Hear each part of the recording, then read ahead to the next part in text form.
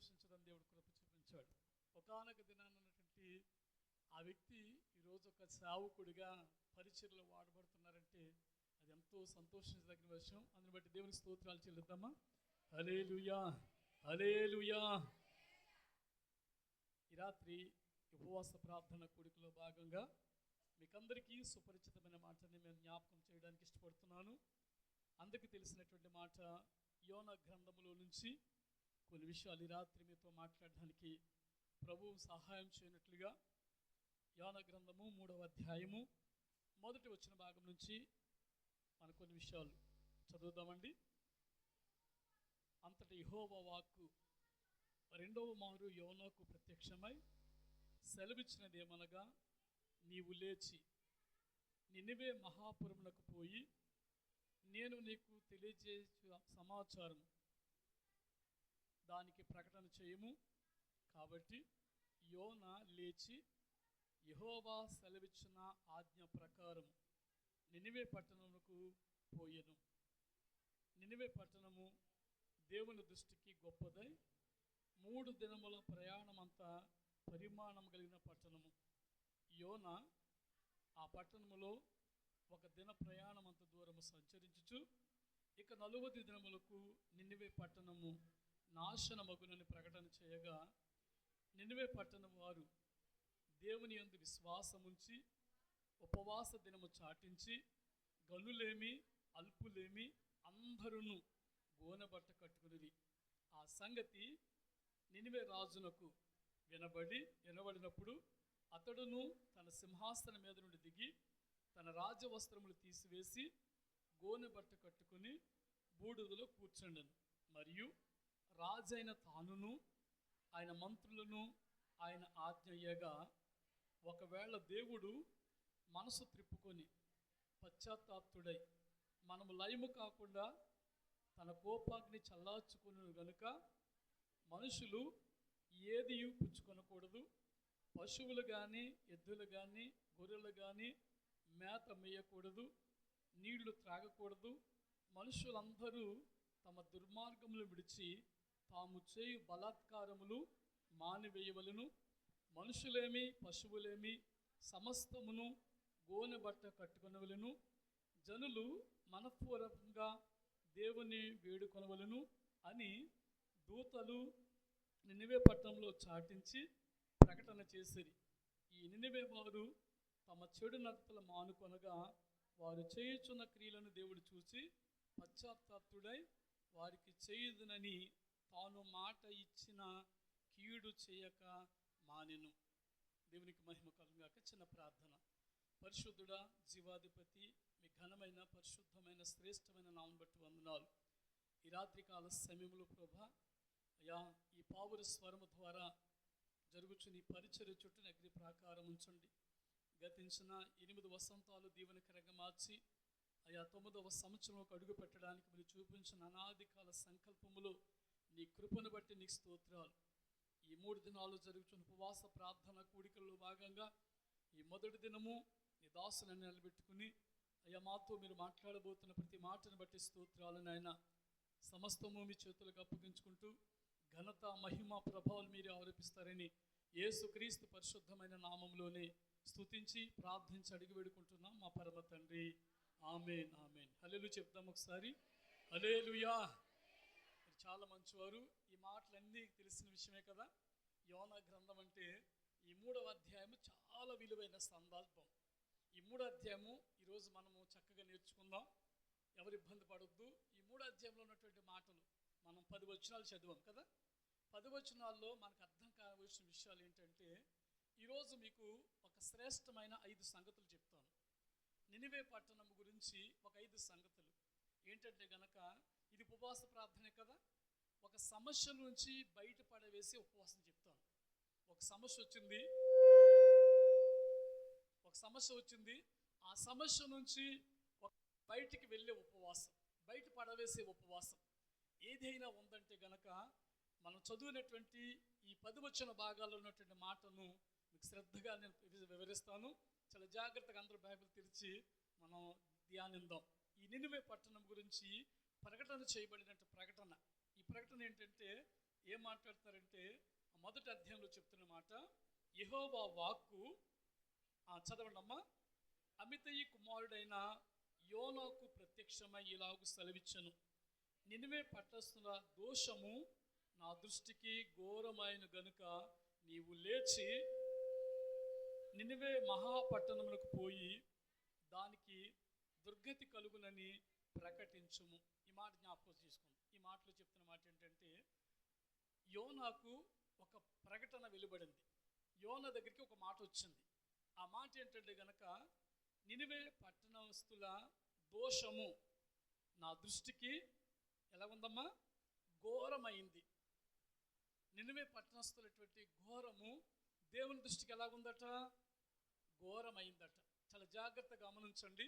చాలా జాగ్రత్తగా విలువైనటువంటి మాటలు మనం నేర్చుకోబోతున్నాం ఈ రాత్రి. దేవుని పరిశుద్ధ సన్నిధిలో ఈ నినివే పట్టణం యొక్క పరిస్థితి గురించి మీకు కొన్ని విషయాలు మీకు తెలియపరుస్తాను. యోనాకి ఒక ప్రకటన వెలువడింది. ఈ మాట చెప్తుంటే కనుక అక్కడ చెప్తున్న మాట, నినివే పట్టణస్థుల దోషమట నా దృష్టికి ఘోరమైన గనుక నీవు లేచి నినివే మహాపట్టణములకు పోయి దానికి దుర్గతి కలుగునని ప్రకటించుము అని మాట కనబడుతుంది. అసలు నినివే పట్టణం మీదకి ఈ కీడు రావడానికి గల కారణం ఏంటి? అసలు నినివే పట్టణము శాపకార్థముగా ఎందుకు మారింది? నినివే పట్టణస్థుల మీదకి ఈ దుర్గతి ఎందుకు వచ్చింది?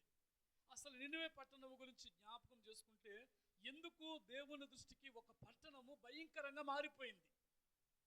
ఒక పట్టణము, నినివే పట్టణం గురించి జాగ్రత్తగా గమనించగలిగితే, నినివే పట్టణానికి ముఖ్య పట్టణం ఏంటంటే అశ్షూరు దేశం, అశ్షూరు సామ్రాజ్యం. అశ్షూరు సామ్రాజ్యము చాలా బలమైన సామ్రాజ్యం. అశ్షూరు సామ్రాజ్యానికి ముఖ్య పట్టణమైనటువంటి నినివే పట్టణము గురించి మాట్లాడుతూ, నినివే పట్టణము చాలా సుందరమైన పట్టణం. నినివే పట్టణము 800 కిలోమీటర్ల దూరం విస్తరించిన పట్టణం. అందుగురించి యోనా ఏమంటాడంటే, అక్కడ చెప్తున్న మాట, ఆ పట్టణం గురించి మాట్లాడుతూ అంటాడు, నినివే పట్టణం అట దేవుని దృష్టికి గొప్పదై 3 దినముల ప్రయాణమంత పరిమాణం కలిగిన పట్టణం. అంటే పట్టణంలో ప్రయాణించాలంటే 3 రోజులు నడిస్తేనే కానీ పట్టణం తిరిగి రాలేమట. అంటే ఎంత పెద్ద పట్టణం అంటారు? చాలా విశాలమైంది, చాలా సుందరమైంది, చాలా సౌందర్యం కలిగింది, చాలా డబ్బు కలిగిన పట్టణము. మీరు చెప్పాలంటే కనుక అన్ని విధాల సౌకర్యవంతమైన పట్టణం నినివే పట్టణం.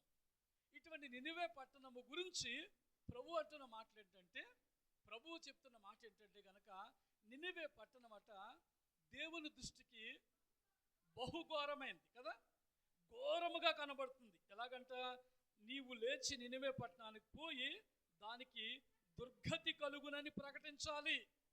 ఎందుకు ఇంత మంచి పట్టణముకి ఎందుకు నాశనం వస్తుంది? ఇంత మంచి పట్టణము, పేరు కలిగిన పట్టణము, ఎందుకు ఈ భయంకరమైనటువంటి ఉగ్రత ఈ నినివే పట్టణానికి వచ్చిందంటే కనుక, మీకు ముందే చెప్పాను, ఒక సమస్య నుంచి బయటపడవలసే ఉపవాసము ఈ 3వ అధ్యాయంలో కనబడుతుంది. ఒక సమస్య పెద్దదే, కానీ ఆ పెద్ద సమస్యను కూడా ఈ రాత్రి చిన్న ప్రార్థనతో అది జయించడానికి దేవుడు కృప చూపిస్తున్నాడు. దేవునికి మహిమ కలుగును గాక. సమస్య పెద్దదే కానీ ఈ రాత్రి నా దేవుడు మనతో మాట్లాడుతున్న మాట, ప్రతి సమస్య నుంచి విడిపించగలిగినటువంటి ప్రార్థన ఉపవాస ప్రార్థన మాత్రమే. అందుగురించి అంటాడు, ఈ వ్యాధి తొలగిపోవాలంటే కేవలం ఉపవాస ప్రార్థన మాత్రమే సాధ్యమవుతుంది. ఇక్కడ ఎందుకు ఈ నినివే పట్టణము దేవుని దృష్టికి ఘోరమైందంటే కొన్ని సంగతులు చెప్తాను, మీకు జ్ఞాపకం చేసుకుందాం. నహూము గ్రంథానికి రండి. 2 పేజీలు తిప్పితే ప్రక్కనే ఉంటుంది నహూము గ్రంథం. నహూము గ్రంథములో కొన్ని విషయాలు మీతో మాట్లాడతాను. మొదటి అధ్యాయము మొదటి వచ్చిన భాగం చదవండి. నినివేను గూర్చిన దేవోక్తి, ఎల్కోషు వాడగు నహూమునకు కలిగిన దర్శనమును వివరించు గ్రంథము. నినివే పట్టణము గురించి ఒక మాట నహూముకి దైవ దర్శనము ద్వారా కలిగినటువంటి మాట ఏంటంటే గనక గమనిద్దాం ఒకసారి. 9వ వచ్చిన భాగానికి రండి. యెహోవాను గూర్చి మీ దురాలోచన ఏమి? బాధ 2వ మారు రాకుండా ఆయన బొత్తిగా దానిని నివారణ చేయును. ముండ్ల కంపవలే శత్రువులు కూడినను వారు ద్రాక్షరసము త్రాగి మత్తులైనను ఎండిపోయిన చెత్త వలె కాలిపోవుదురు. నినివే యెహోవా మీద దురాలోచన చేసి వ్యర్థమైన వాటిని బోధించువాడు ఒకడు నీలో నుండి బయలుదేరుచున్నాడు. నినివే పట్టణమట. ఎందుకు నినివే పట్టణం మీదకి ఇంత దుర్గతి సంభవిస్తుందంటే గనక జాగ్రత్త గమనించండి. నినివే పట్టణము చాలా విశాలమైన పట్టణం అని చెప్పాను కదా. నినివే పట్టణము చాలా సౌందర్యవంతమైన పట్టణం అని చెప్పాను కదా. నినివే పట్టణములో ధనికులు ఉన్నారు, విస్తారమైన సంపద ఉంది. ఇంత బహుబలంగా ఉన్నటువంటి నినివే పట్టణం మీదకి దేవుని ఉగ్రత రావడానికి గల కారణం ఏంటంటే, నహూము చెప్తున్నటువంటి మాట, ఆ పట్టణం అటండి దేవుని మీద దురాలోచన చేసిన పట్టణం అట. గమనించారా? దేవుని మీదట దురాలోచన చేసిన పట్టణం అట. ఎంత భయంకరమైన పట్టణం చూడండి. ఈ పట్టణం గురించి మాట్లాడుతూ, ఇంత సౌందర్యవంతమైన పట్టణమే కానీ, ఇంత అందమైన నగరమే కానీ, అది చేసిన మొదటి తప్పుదం ఏంటంటే గనక దేవుని మీద, యెహోవా మీద దురాలోచన చేసి వ్యర్థమైన దానిని వాటిని బోధించువాడొకడు నీలో నుండి బయలుదేరి ఉన్నాడు. వ్యర్థమైన దాన్ని ఆరాధించడం, విగ్రహారాధనకు సంబంధించిన పట్టణం అది. అందుంచే 3వ అధ్యాయంలో చెప్తుంటాడు, 3వ అధ్యాయం 1వ వచనం భాగంలో చెప్తుంటాడు, నరహత్య చేసిన పట్టణము. అది నరహత్య చేసే పట్టణం అట. మొట్టమొదటిది ఏంటంటే దేవుని మీద దురాలోచన చేసిన పట్టణము. రెండవది ఏంటంటే గనక నరహత్య చేసే పట్టణము. ఇంకా కాస్త ముందుకు వెళ్తే 4వ వచన భాగం చదవండి. చక్కని దానవై, వేశ్యవై, చెల్లంగితనమందు జ్ఞానమగల దానవై జారత్వం చేసి జనాంగముల మీద చెల్లంగితనము జరిగించి సంసారములను అమ్మివేసిన దాన, నీవు చేసిన అధిక జారత్వమును బట్టి సైన్యములకు అధిపతి యెహోవా వాక్కు ఇదే, నేను నీకు విరోధనై ఉన్నాను. ఈ పట్టణం గురించి మరొక మాట ఏంటంటే, ఇది దేవుని మీద దురాలోచన చేసిన పట్టణం. రెండవదిగా ఇది నరహత్య చేసే పట్టణం. మూడవది, ఆ పట్టణములో, నినివే పట్టణములో వేశ్య సాంగత్యము కలిగిన వారు ఉన్నారు. ఆ పట్టణము జారతో నిండిపోయిన పట్టణం. ఆ పట్టణములో భయంకరమైనటువంటి విగ్రహారాధన కలిగిన పట్టణం. ఆ పట్టణము చెల్లంగితనముతో నిండిపోయిన పట్టణం. ఆ పట్టణాలట మరొక మాట చెప్తున్నాడు చూడండి, అధిక జారత్వము చేత సైన్యములకు అధిపతి యెహోవా వాక్కు ఇదే, నేను నీకు విరోధనై ఉన్నాను. ఈ పట్టణం గురించి మరొక మాట ఏంటంటే, ఆ పట్టణములో భయంకరమైనటువంటి కార్యాలు జరుగుతున్నాయి. అమ్మా, దేవుని చేత ఎన్నిక చేయబడిన పట్టణము, దేవుని చేత ఎన్నిక చేయబడిన పట్టణం. ఇటువంటి పట్టణము మరొక మాట చెప్తాడు అక్కడ 4వ అధ్యాయంలో చెప్తున్న మాటను కూడా మీకు చూపిస్తాను చూడండి. 4వ అధ్యాయము 16 వచన భాగం చూడమ్మా. నీ వర్తకులు లెక్కకు నహూము గ్రంథమే 3వ అధ్యాయము 17వ వచనం 16, ఆకాశ నక్షత్రముల కంటే ఎక్కువగానున్నను, గొంగలి పురుగులు వచ్చి అంతయు నాకి వేసి ఎగిరిపోయెను. మిడతలంతా విస్తారముగానున్నారు. చూడండి, ఇక్కడ చెప్తున్న మాట అంటే కనుక, ఈ సంపద, నినివే పట్టణములో విస్తారమైన సంపద ఉంది, విస్తారమైన సంపద ఉంది. కానీ అక్కడ చెప్తున్న మాట ఏంటంటే, నీవు అనగా 17వ వచనం, నీవు ఏర్పరిచిన సూర్యులు మిడతలంత విస్తారముగా ఉన్నారు. ఆ పైన మాట్లాడుతున్న 16వ వచన భాగములు, నీ వర్తకులు లెక్కకు ఆకాశ నక్షత్రముల కంటే ఎక్కువగానున్నను, గొంగలి పురుగులు వచ్చి అంతయు నాకి వేసి ఎగిరిపోయిందట. విస్తారమైన సంపద ఉంది, కానీ విస్తారమైనటువంటి అభివృద్ధి ఉంది, కానీ ఏమవుతుందంటే ఎంత సంపాదించినా సిల్లి సంచులో వేసినట్టు అయిపోతుందట. ఏ పట్టణము? నినివే పట్టణం యొక్క పరిస్థితి. ఇటువంటి పట్టణం మీదకి, దేవుని మీద దురాలోచన చేసిన పట్టణం మీదకి, నరహత్య చేసే పట్టణం మీదకి, వ్యభిచారము, జారత్వము, దొంగతనము, చెల్లంగి చేసే పట్టణం మీదకి, వ్యాపారం చేసే పట్టణం మీదకి ఉగ్రత రావాలా వద్దా చెప్పండి? రావాలంటారా? మీరేమంటారు? వాడికి భలే తగిలిందండి, వాడికి భలే వచ్చింది అంటారు కదా. అలాగే నినివే పట్టణం మీదకి వచ్చినటువంటి భయంకరమైన పరిస్థితిని బట్టి, అది చేసినటువంటి భయంకరమైనటువంటి స్థితిని బట్టి ఇప్పుడు యోనాను పంపిస్తున్నాడు. యోనాను పంపించి, నువ్వు నినివే పట్టణానికి వెళ్ళి ఏం చేయాలంటే నినివే పట్టణానికి ఒక ప్రకటన చెయ్యాలి. ఏ ప్రకటన? ఇంకా చూడండి, ఏ ప్రకటన చేయాలి? యోనా గారు వెళ్ళి ఇంకా 3 రోజుల్లో చదవండి అమ్మా, 4వ వచనం చదవండి. 3వ అధ్యాయము యోనా గ్రంథము 4వ వచనం. సంచరించుచు ఇక 40 దినములకు నినివే పట్టణము నాశనమగునని ప్రకటన చెయ్యగా, ఇంకెన్ని రోజులమ్మా? 40 రోజుల్లో నినివే పట్టణం నాశనం అయిపోతుందట. నినివే పట్టణం నాశనం అయిపోతుందని యోనా గారికి యెహోవా దేవుడు ప్రకటన చేశారు. అయితే ఈ ప్రకటన చేసిన తర్వాత నినివే పట్టణము అష్షూరు భాష మాట్లాడే పట్టణం. గమనించారా? నినివే పట్టణస్తులు భాష అష్షూరు భాష. ఆ భాష యోనా గారికి రాకపోవచ్చు, కానీ ఎలాగా ఆ ప్రాంతానికి యోనాను పంపిస్తూ వెళ్ళాడంటే ఒక దైవ దర్శనము ద్వారా యోనా గారు ప్రాంతానికి వెళ్ళారు. మరొక మాట చెప్పాలంటే నినివే పట్టణస్తులట ఒక భయంకరమైన క్రూరమైన వారు.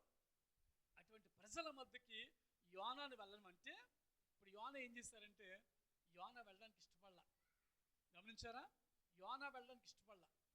యోనా ఎందుకు వెళ్ళకూడదు అనుకున్నాడంటే నినివే పట్టణస్తుల పరిస్థితి దేవుని మీదే దురాలోచనలు చేసిన పట్టణం కదా. ఆఫ్టర్ నేను వెళితే నన్ను లెక్క చేస్తారా? అసలు చెప్పండి, గమనించండి.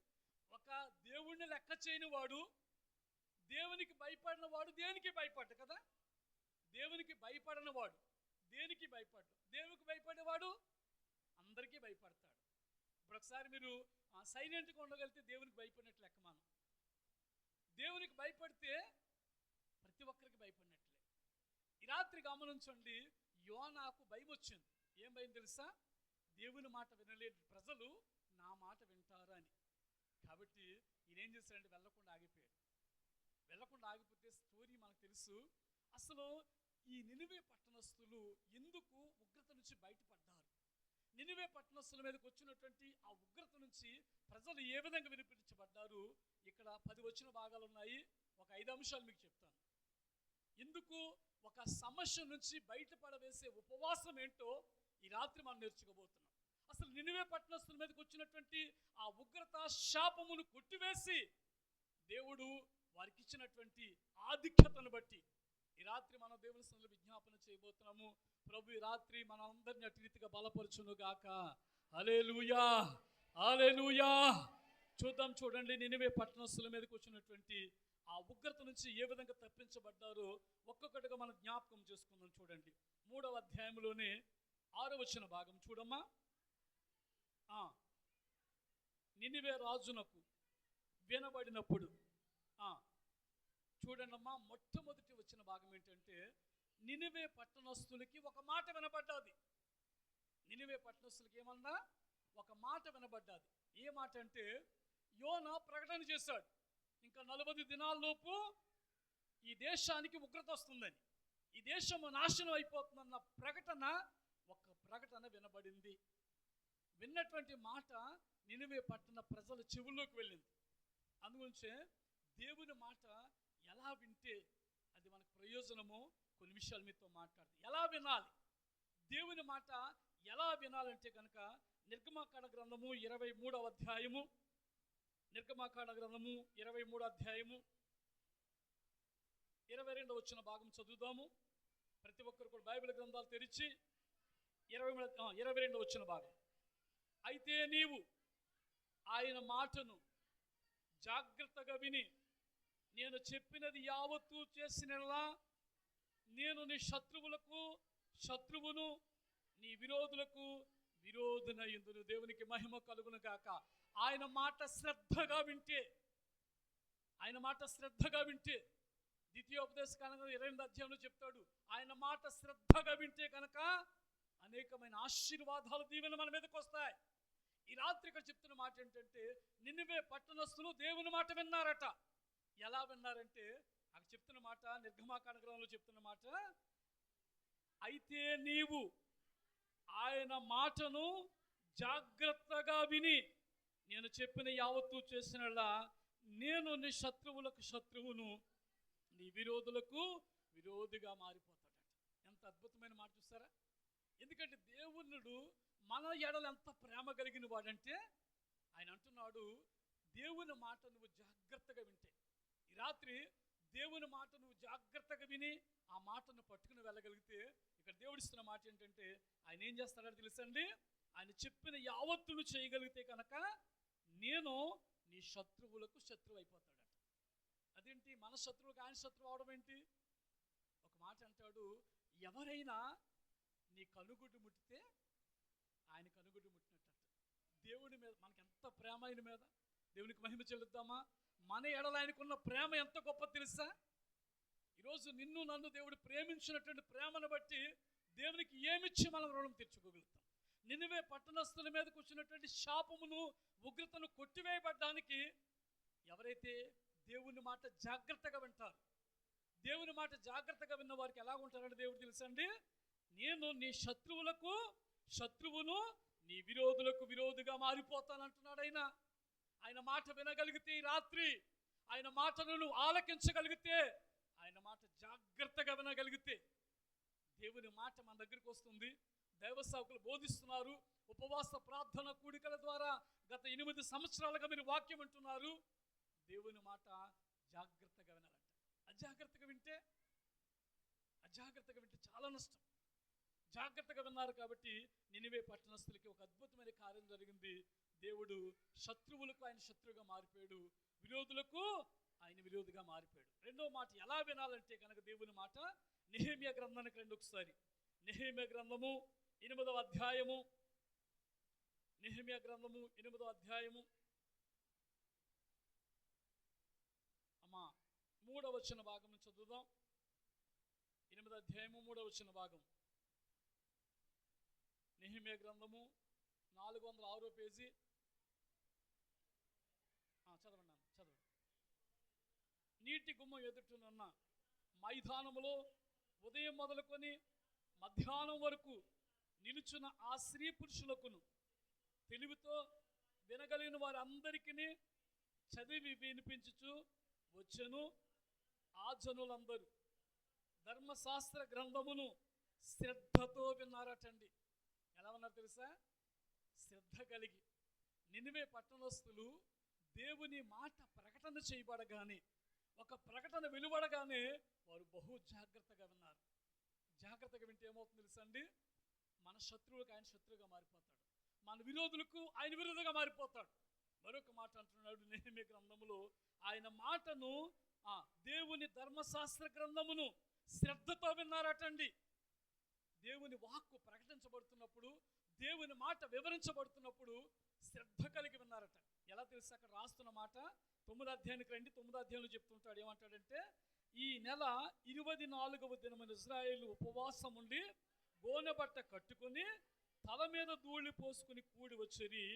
ఇశ్రాయేలు అన్యజనులందరిలో నుండి ప్రత్యేకించబడిన వాడై నిలువబడి తమ పాపములను, తన పితరుల పాపములను ఒప్పుకొనిరి. మరియు వారు ఒక జాము చేపు తానున్న చోటనే నిలువబడి తమ దేవుడైన యెహోవా ధర్మశాస్త్ర గ్రంథమును చదువుచూ వచ్చిరి. ఒక జాము సేపు తమ పాపములను ఒప్పుకొనుచు దేవుడైన యెహోవాకు నమస్కారము చేయుచూ వచ్చారట. గమనించండి, ఒక జాము చేపు దేవుని వాక్యం చదివారట. ఒక జాము అంటే ఎన్ని గంటలు చెప్పండి? ఒక జాము చెప్పండి అమ్మా. రోజుకి ఎన్ని జాములు ఉంటాయి? జాము అంటే ఎన్ని గంటలు చెప్పండి అమ్మా? 4 గంటలు అంటారు, 3 గంటలు అంటారు. రోజుకి 8 జాములు. అయితే ఒక జాము చెప్పంటే 3 గంటలైతే ఒక జాము, 3 గంటలు ఒక జాము. 3 గంటల జాము అంటే రోజుకి 24 గంటలు అంటే 8 జాములు. అందుగుంచే మీరు చూడగలిగితే ఆ ఉదయకాలం, ఆ మధ్యరాత్రి జాములోని ఆయన జాము, తెల్లవారు జాము అని కొన్ని జాములు కనబడుతుంటాయి. అయితే ఇశ్రాయేలు ప్రజలందరూ కలిసి ఒక జాము చేపు దేవుని వాక్యములు చదివారట. ఎన్ని గంటలు? ఒక జాము చేపు ప్రార్థించారట. ఎన్ని గంటలు? అంటే 3 గంటల ప్రార్థన ఎప్పుడైనా మనం చేసామా? 3 గంటల సేపు దేవుని వాక్యాన్ని ఎప్పుడైనా చదివామా? 3 గంటల సేపు మన పితరుల పాపముల నిమిత్తము, మన దోషముల నిమిత్తము ఎప్పుడైనా ప్రార్థన చేశామా?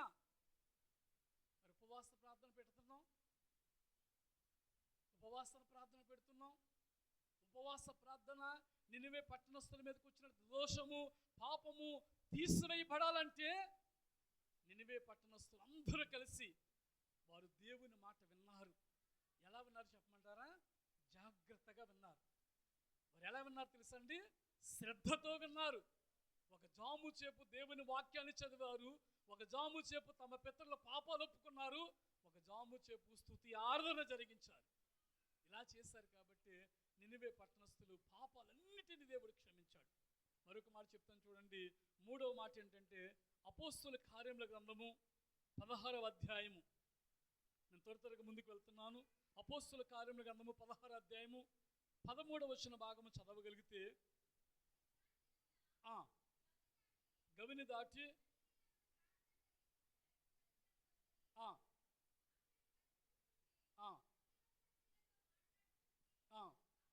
అప్పుడు లూదియాయను దైవభక్తి గల ఒక స్త్రీ వినిచుండెను.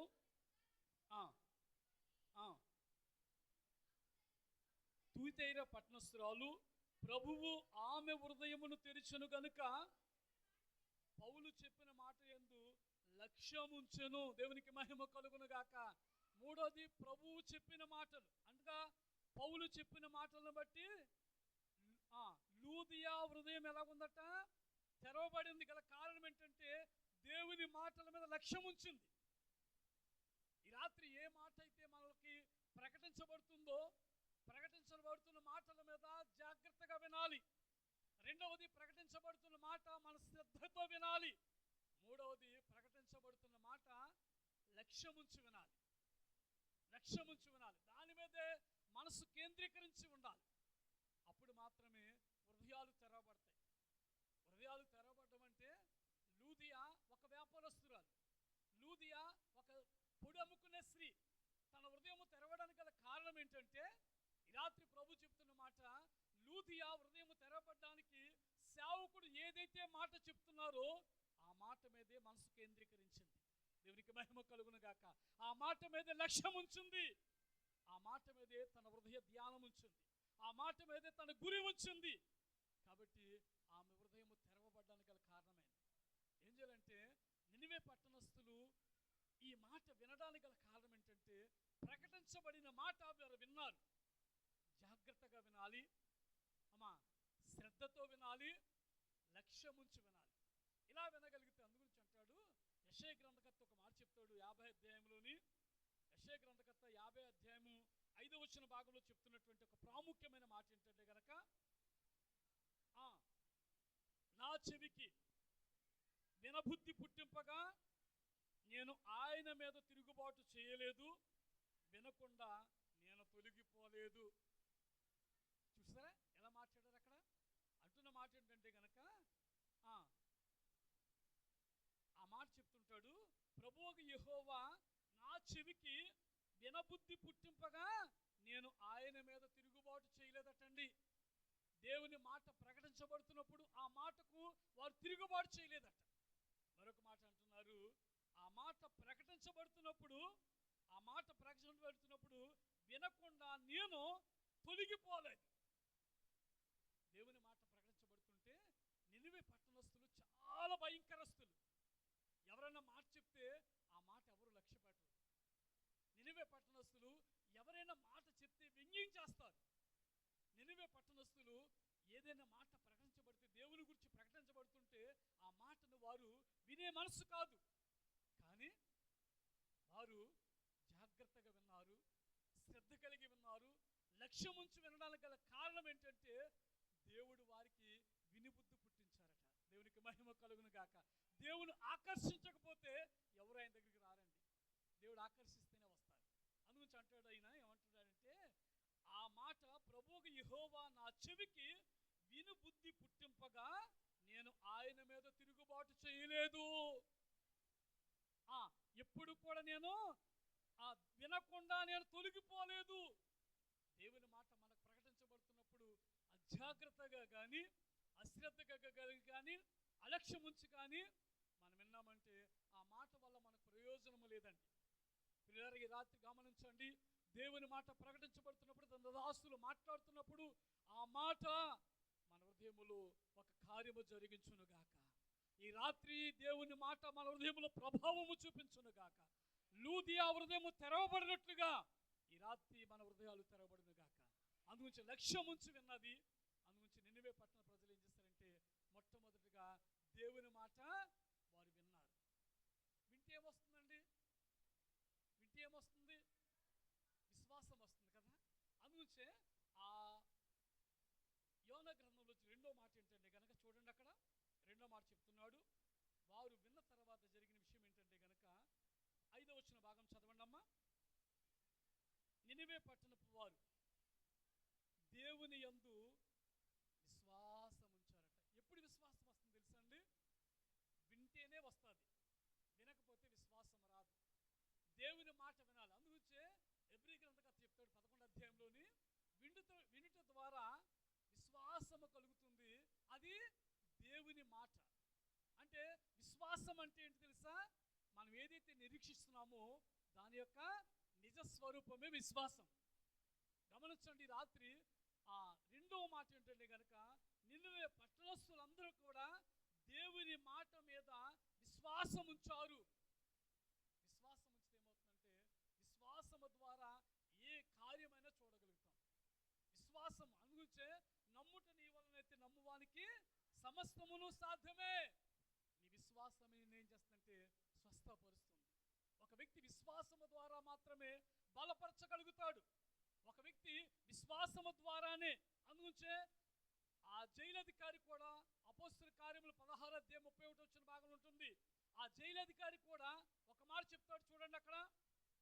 అమ్మా, రక్షణ పొందుటకు నేనేమి చెయ్యాలి ప్రభు? అక్కడ చూడండి 16:31 చెప్తాడు.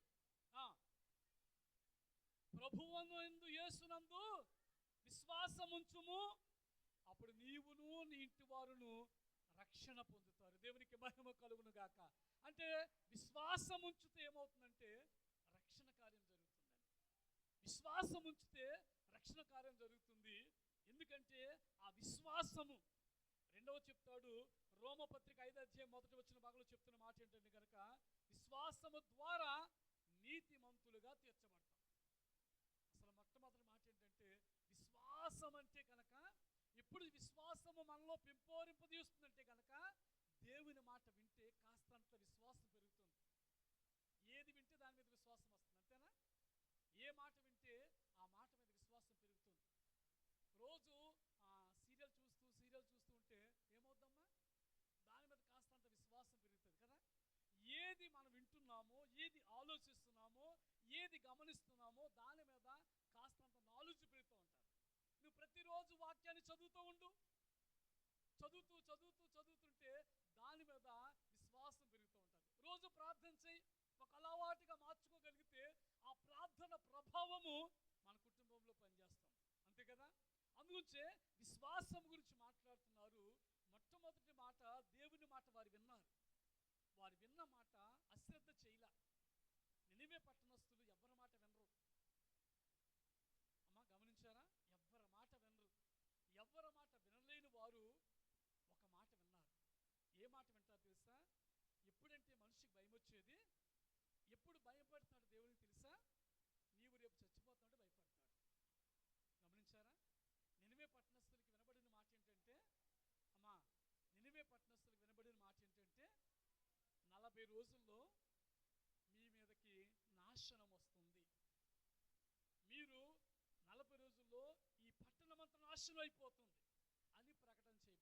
దేనికి మనిషి భయపడ్డ కానండి, మరణం అంటే మనిషికి అందరికీ భయమే కదా. రేపు చనిపోతావంటే రోజు మనం ఏం చేస్తాం చెప్పండి? ఇసుక ఏం చేశాడు? గోడతోటి తిరిగి ప్రార్థన చేయడం ప్రారంభించాడు. అంతకుముందు తన ప్రార్థన జీవితం ఎలా ఉందో మనకు తెలియదు. కానీ గమనించారా?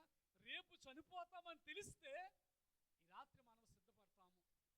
ప్రార్థన పూర్వకంగా అయ్యగారు ప్రార్థన చేయండి, చాలా ప్రాధేయపడి దేవుని సన్నిధి విడిచిపెట్టాం. నినివే పట్టణస్థులు పట్టుకున్న భయం అదే. అందుగురించే దేవుని మాట శ్రద్ధ కలిగి విన్నారు, దేవుని మాట జాగ్రత్తగా విన్నారు, దేవుని మాట లక్ష్యం ఉంచి విన్నారు. విన్న తర్వాత వారి హృదయంలో విశ్వాసం పెరిగిందండి. విశ్వాసం ఏం చేస్తుందంటే వారిని రక్షణ భాగ్యం భాగ్యములోకి నడిపించింది. దేవునికి మహిమ కలుగును గాక. ఆ విశ్వాసం ఏం చేసిందంటే వారి జీవితములో నీతిమంతులుగా తీర్చివేయబడింది. మరొక మాట చెప్పనంటారా? విశ్వాసం అనేది ఏం చేస్తుందంటే ఒక వ్యక్తిని దేవుని పిల్లలుగా చేయడానికి అధికారం ఇస్తుంది. అందుగురించి యోహాను సువార్త 1వ అధ్యాయము 12వ వచన భాగంలో చెప్తున్న మాట ఏంటంటే, ఎవరైతే తనందరూ అంగీకరిస్తారో వారందరూ దేవునికి పిల్లలు. ఒకసారి చదవండి 1వ అధ్యాయం 12వ వచన భాగము. తను ఎందరు అంగీకరించుదరో అందరికీ అనగా, చూడండి అక్కడ తన నామమునందు, చూడండి అందరికీ కాదు సుమి, అంగీకరించినందువారు కాదు, ఎవరైతే అంగీకరిస్తారో వారందరికీ దేవుని పిల్లలుగా అధికారం ఇవ్వాల. ఆయన నామమందు విశ్వాసం ఉంచిన వారికి మాత్రమే. దేవునికి మహిమ కలుగునుగాక. ఆయన నామమునందు విశ్వాసం ఉంచిన మాత్రమే. ఈ నామములోనే కార్యము జరుగుతుంది. ఈ నామము యేసుక్రీస్తు నామమే కార్యములు జరిగిస్తుందని నమ్మాలి. వారందరూ నమ్మారు. ఆ నామములో ఉన్న శక్తిని వారు గమనించారు. అందుకే కదా పేతురు యాహాలను చూశారు. పేతురు యాహాలను చూశాడు కుంటివాడు, అయ్యా ఏదైనా దొరుకుతుందని. కానీ పేతురు యాహాలు ఒక మాట చెప్పారు, మా యందు ఏదీ లేదు కానీ యేసుక్రీస్తు నామము మాత్రమే. ఆ నామములో శక్తి ఉందండి, ఆ నామములో బలం ఉందండి, ఆ నామములో ప్రభావం ఉందండి. ఆ నామములోనే అనేకమైన కార్యాలు జరుగుతాయి. ఆ నామమే మీ సేవకులను ఎక్కడి నుంచో పట్టుకొచ్చి ఇక్కడ తీసుకొచ్చి పెట్టింది. దేవునికి మహిమ కలుగును గాక. ఆ నామమే ఆయనను ఒక దైవ సేవకుడిగా మార్చింది. యేసు నామములో నమ్మగలిగితే, ఆయన నామమును ఆరాధించగలిగితే, అందుకు చెప్తున్న మాట ఏంటో కనుక, ఎవరైతే విశ్వసించిన వారందరూ కూడా ఆయన నామమందు విశ్వసించాలట. విశ్వసిస్తే ఏమవుతారు తెలుసండి? దేవుని కుమారులుగా, దేవుని కుమార్తెలుగా స్వీకరించబడతారు. అందుగుంచే ఈ నినివే పట్టణస్థుల మీదకు ఉన్నటువంటి శాపమును కొట్టివేయడానికి, నినివే పట్టణస్థుల మీదకు ఉన్నటువంటి ఉగ్రతను కొట్టివేయడానికి దేవుడు ఏం చేశారంటే వారు యందు విశ్వాసం ఉంచారు. నినివే పట్టణస్థులందరూ కూడా దేవుని మీద, యోనా చేసిన ప్రకటన మీద వారు విశ్వాసం ఉంచారు. అందుగుంచే విశ్వాస వీరుల జాబితాను మన ఎబ్రీ పత్రికలో చూడగలిగితే 11వ అధ్యాయంలో చెప్తాడు. అందరి గురించి మాట్లాడతారు అక్కడ. ఆ మాటను ఒకసారి జ్ఞాపకం చేసుకుందాం. చూడండి, విశ్వాస వీరుల జాబితా గురించి ఎబ్రీ పత్రికలో 11వ అధ్యాయంలో చాలా వచనాలు కనబడుతుంటాయి. అక్కడ అంటాడు చూడండి, విశ్వాసం అనేది నిరీక్షింపబడి యొక్క నిజ స్వరూపమును అదృశ్యమైనకు రుజువై ఉన్నది. దానిని బట్టియే పెద్దలు సాక్ష్యము పొందారటండి. దేని బట్టి? విశ్వాసమును బట్టే సాక్ష్యం కదా. విశ్వాసమును బట్టే మన సాక్ష్యం కనబడుతుంది. ఒక వ్యక్తికి ఉన్న విశ్వాసం ఏం చేస్తుందంటే తన జీవితాన్ని ప్రభావితం చేస్తుంది. ఒక వ్యక్తికి ఉన్నటువంటి విశ్వాసము పరిపూర్ణ దశకి రాగలిగితే, అందుగురించి అధ్యాయం అంతా మీరు చదవగలిగితే అక్కడ చెప్తున్నటువంటి మరొక మాటను చూపిస్తున్నాను చూడండి. 5వ వచన భాగంలో అంటాడు, విశ్వాసమును బట్టి హానోకు అని మాట్లాడాడు. విశ్వాసమును బట్టి హానోకు అంటాడు. తర్వాత ఇంకా చూడగలిగితే కనుక విశ్వాసము లేకుండా దేవునికి ఇష్టడైనట అసాధ్యమటండి. మరొక మాట అంటాడు, విశ్వాసము ద్వారా, విశ్వాసమును బట్టి నోవహు అది వరకు చూడని సంగతులను గూర్చి దేవుని చేత హెచ్చరింపబడి భయభక్తులు గలవాడై తన ఇంటి వారి కొరకు రక్షణ వాడని సిద్ధపరచుకున్నాడు. విశ్వాసం ఉంటే మన కుటుంబాన్ని సిద్ధపరచుకుంటాం. విశ్వాసం లేకపోతే మనం ఏది చేయలేమండి. విశ్వాసం ఎప్పుడు వస్తుందో తెలుసా అమ్మా? దేవుని మందిరానికి వచ్చి వాక్యమును శ్రద్ధగా వినకుండా వెళ్ళిపోతే విశ్వాసం రాదు. విశ్వాసం ఎప్పుడు వస్తుందంటే దేవుని మాటను జాగ్రత్తగా వింటే వస్తుంది. విశ్వాసం ఎప్పుడు వస్తుందంటే దేవుని మాట శ్రద్ధ కలిగి వింటే వస్తుంది. విశ్వాసం ఎప్పుడు పెరుగుతుంది తెలుసా? దేవుని మాట లక్ష్యముంచి వింటే విశ్వాసం పెరుగుతుంది. ఇలా గమనించగలిగితే విశ్వాసము ద్వారా ఏమవుతుందంటే వారందరూ కూడా నీతిమంతులుగా తీర్చబడుతున్నారు. విశ్వాసము ద్వారా రక్షణ భాగ్యములోకి నడిపించబడుతున్నారు. విశ్వాసము ద్వారా చెప్తున్నాను, మరందరూ ఏం చేశారంటే ఇది వరకు చూడని కార్యాలు, ఇది వరకు చేయని కార్యాలు విశ్వాసము ద్వారా అనేకమైన సాహస కార్యాలు చేశారట. ఒక ఆశ్చర్యకరమైన మాట ఏంటంటే విశ్వాసము ద్వారా టండి పొడి నేల నడిచి వెళ్ళారట. అది పాసిబుల్ అంటారా? విశ్వాసము ద్వారా ఆరిన నేలను నడిచి వెళ్ళిపోయారంటే ఇశ్రాయేలు ప్రజలందరూ. సముద్రంలో ఈ 11 అధ్యాయం అంతా మీరు చదవగలిగితే అక్కడ చెప్తున్న మాట ఏంటంటే కనుక విశ్వాసము ద్వారా చెప్తున్న మాట అక్కడ ఈ విశ్వాసము ద్వారా చేసిన అద్భుతమైన కార్యాల గురించి మాట్లాడుతూ అక్కడ అంటున్నాడు చూడండి, విశ్వాసమును బట్టి వారు పొడి నేల మీద నడిచినట్లు ఎర్ర సముద్రములో పడి నడిచిపోయారట. అబ్బా, ఎర్ర సముద్రములో నడవడానికి అది సామాన్యమైన ప్రాంతం కాదు. ఒక సముద్ర మార్గము నడవాలంటే, ఒక సముద్ర మార్గము ఆరిపోవాలంటే అది ఒక రోజుతో జరిగే పరిస్థితి కాదు. అంతెందుకు, అయ్యా నేను ఇటు నుంచి వస్తాను షార్ట్ కట్లు అని చెప్పాను. ఎక్కడ భీమవరం జంక్షన్ నుంచి షార్ట్ కట్ రోడ్డు ఉంది కదా, ఆ రోడ్లో వస్తాను అయ్యగారు అని చెప్పాను. అయ్యగారు ఏమన్నారంటే, ఆ రోడ్లో రావద్దండి, 2 రోజులు వర్షం పడింది కాబట్టి రోడ్లు బురదగా ఉంటాయని. గమనించారా? మన ప్రాంతంలో 2 రోజులు వర్షం పడితే నేల ఎలా ఉంటుంది? బురదగా ఉంటుంది. కానీ ఒక్క రాత్రిలోనే ఎర్ర సముద్రము 2 పాయలుగా మారిపోయి అదంతా ఆరిన ఎలాగయిందంటారు? అబ్బా, ఒకసారి దేవుని స్తోత్రాలు చెల్లిద్దామా? హల్లెలూయా. ఆరిన నేల మీద, పొడి నేల మీద ఇశ్రాయేలు ప్రజలందరూ సురక్షితంగా దాటి వెళ్ళిపోయారట. ఎంత అద్భుతమైన కార్యము, ఎంత అద్భుతమైన కార్యము! ప్రభువు చేసిన ఒక్క కార్యాన్ని తలుచుకుంటే కనుక ఇంకా చెప్తాడు, వారి విశ్వాసము ద్వారా నటండి ఎరికో గోడలన్నిటినీ కూడా కూల్చివేశారట. ఎరికో గోడల ప్రాకారాలన్నీ కూడా కూలిపోయినట. విశ్వాసము ద్వారా, ఆ విశ్వాసమును బట్టి 7 దినములు ప్రదక్షిణము చేయబడిన తరువాత ఎరికో గోడలు కూలిపోయినట. అంటే ఒక వ్యక్తికి ఉన్న విశ్వాసము చాలా గొప్పది. విశ్వాసము నీకుంటే కనుక నువ్వు రక్షణ పొందుతావు. విశ్వాసము నీకుంటే దేవుని పిల్లలుగా, దేవుని కుమారుడిగా, కుమార్తెగా తీర్చిబడతావు. విశ్వాసము నీకుంటే నీతిమంతుడిగా మార్చబడిపోతావు. గమనించండి, నినివే పట్టణ ప్రజలు తెలిసిన విషయం ఏంటంటే కనుక వారు విన్నారు. విన్న తర్వాత ఏం చేశారు తెలుసండి? విశ్వాసం ఉంచాలి. విశ్వాసం ఉంచితే ఏం జరుగుతుంది? 3వ పాయింట్. ఒక 5 పాయింట్లు చెప్తాను కదా, 3వ చెప్తున్నాను. ఒక వ్యక్తికి దేవుని మాట వింటే విశ్వాసం వచ్చింది. ఇప్పుడు విశ్వాసం వస్తే ఏం చేస్తాడు ఆ వ్యక్తి? చూడండి, రక్షించబడ్డాడు. 5వ వచన భాగంలోకి వెళ్దాం. చూడండి, యోనా గ్రంథము 3వ అధ్యాయము 6వ వచన భాగం చదివేసేయండి. ఆ సంగతి నినివే రాజునకు వినబడినప్పుడు అతడును తన సింహాసనం మీద నుండి దిగి తన రాజవస్త్రములు తీసివేసి గోనె బట్ట కట్టుకొని. చూడండి, ఎప్పుడు తెలుసా? చాలా జాగ్రత్త వినండి, వింటున్నారు మీరు? మొట్టమొదటి మాట ఏంటంటే, దేవుని మాట వింటే ఆ వ్యక్తి జీవితంలో ప్రభావం ఎలా, ఆత్మీయ జీవితంలో మనం అన్వయించుకుంటే కనుక దేవుని మాట విన్నవాడు విశ్వాసం ఉంచుతాడు కదా. విశ్వాసం ఉంచిన వాడు ఏమవుతాడంటే తగ్గింపు జీవితంలోకి వస్తాడు. అంటే గోనెబట్ట అనుభవము. గోనెబట్ట అనుభవం అంటే ఏంటి చెప్పండి? తగ్గింపు జీవితానికి సాదృశ్యం కదా.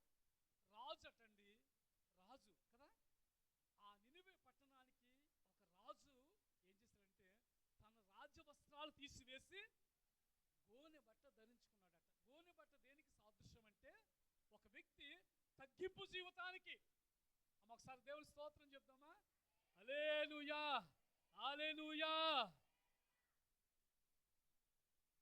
దేవునికి మహిమ కలుగును గాక. స్తోత్రం, హల్లెలూయా, హల్లెలూయా. బలచూచకమైనా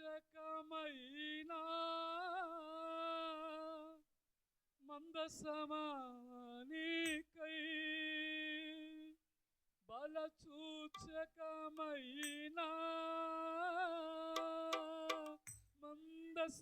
మందసమానికై,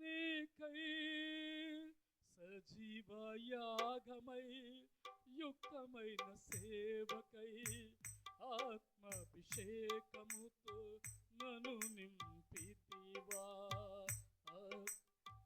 సజీవయాగమై యుక్తమైన సేవకై ఆత్మాభిషేకముతో నన్ను నింపితివా.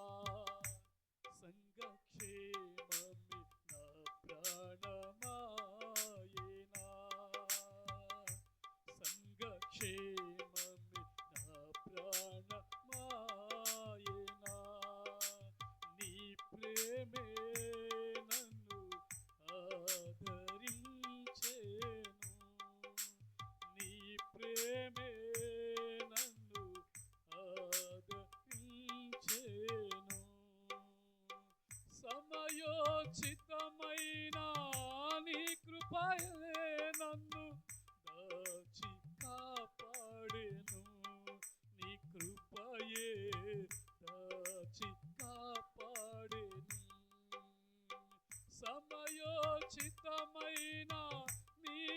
కృపయే నన్ను దాచి కాపాడెను, నీ కృపయే దాచి కాపాడెను.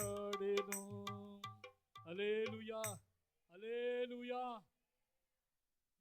నిలబెట్టుకోవాల్సి వస్తుంది, లేపవలసి వస్తుంది నిద్రలోంచి.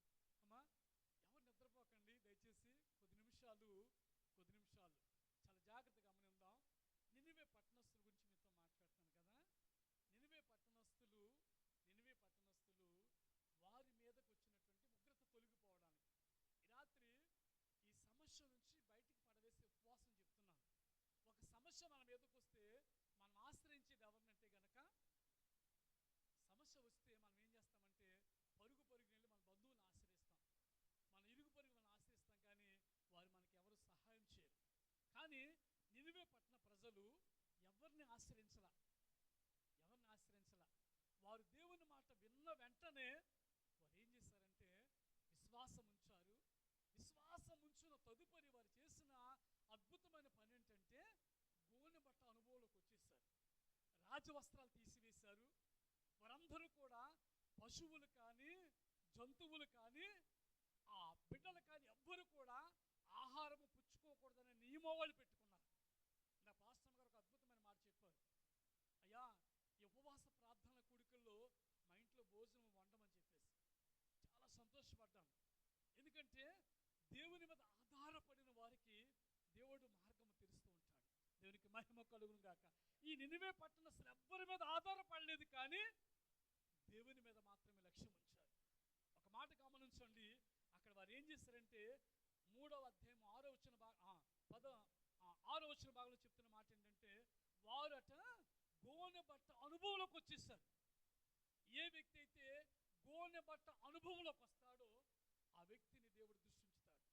గోనె బట్ట అనుభవం అంటే తగ్గింపు జీవితానికి వచ్చేసేయాలి. తగ్గింపు జీవితం అంటే ప్రార్థన జీవితంలో తగ్గింపు. ఎలాగంటే చాలామంది ప్రార్థిస్తారు, ఎలాగా, ప్రభా నేను పాపిని, పురుగుని, పెంటని. అది కాదు తగ్గింపు జీవితం అంటే. నో, అది దేవుడు ఇష్టపడే తగ్గింపు కాదు. తగ్గింపు జీవితం అంటే నీ తలంపులు మారాలి, నీ ఆలోచనలు మారాలి, నీ వ్యక్తిగత జీవిత అభిప్రాయాలు మార్చబడాలి. తగ్గింపు జీవితం అంటే వీరు చేసినటువంటి ఒక వ్యక్తి తగ్గించుకుంటే ఏం జరుగుతుంది, ఒక వ్యక్తి తగ్గించుకోవడం వల్ల జరిగే ప్రయోజనం ఏంటి చూద్దాం. చూడండి, 2వ దినవృత్తాంతాల గ్రంథము 7వ అధ్యాయము 14 వచ్చిన భాగం చెప్తున్నాను చూడండి. 2వ దినవృత్తాంతాల గ్రంథము 7వ అధ్యాయము 14 వచ్చిన భాగము.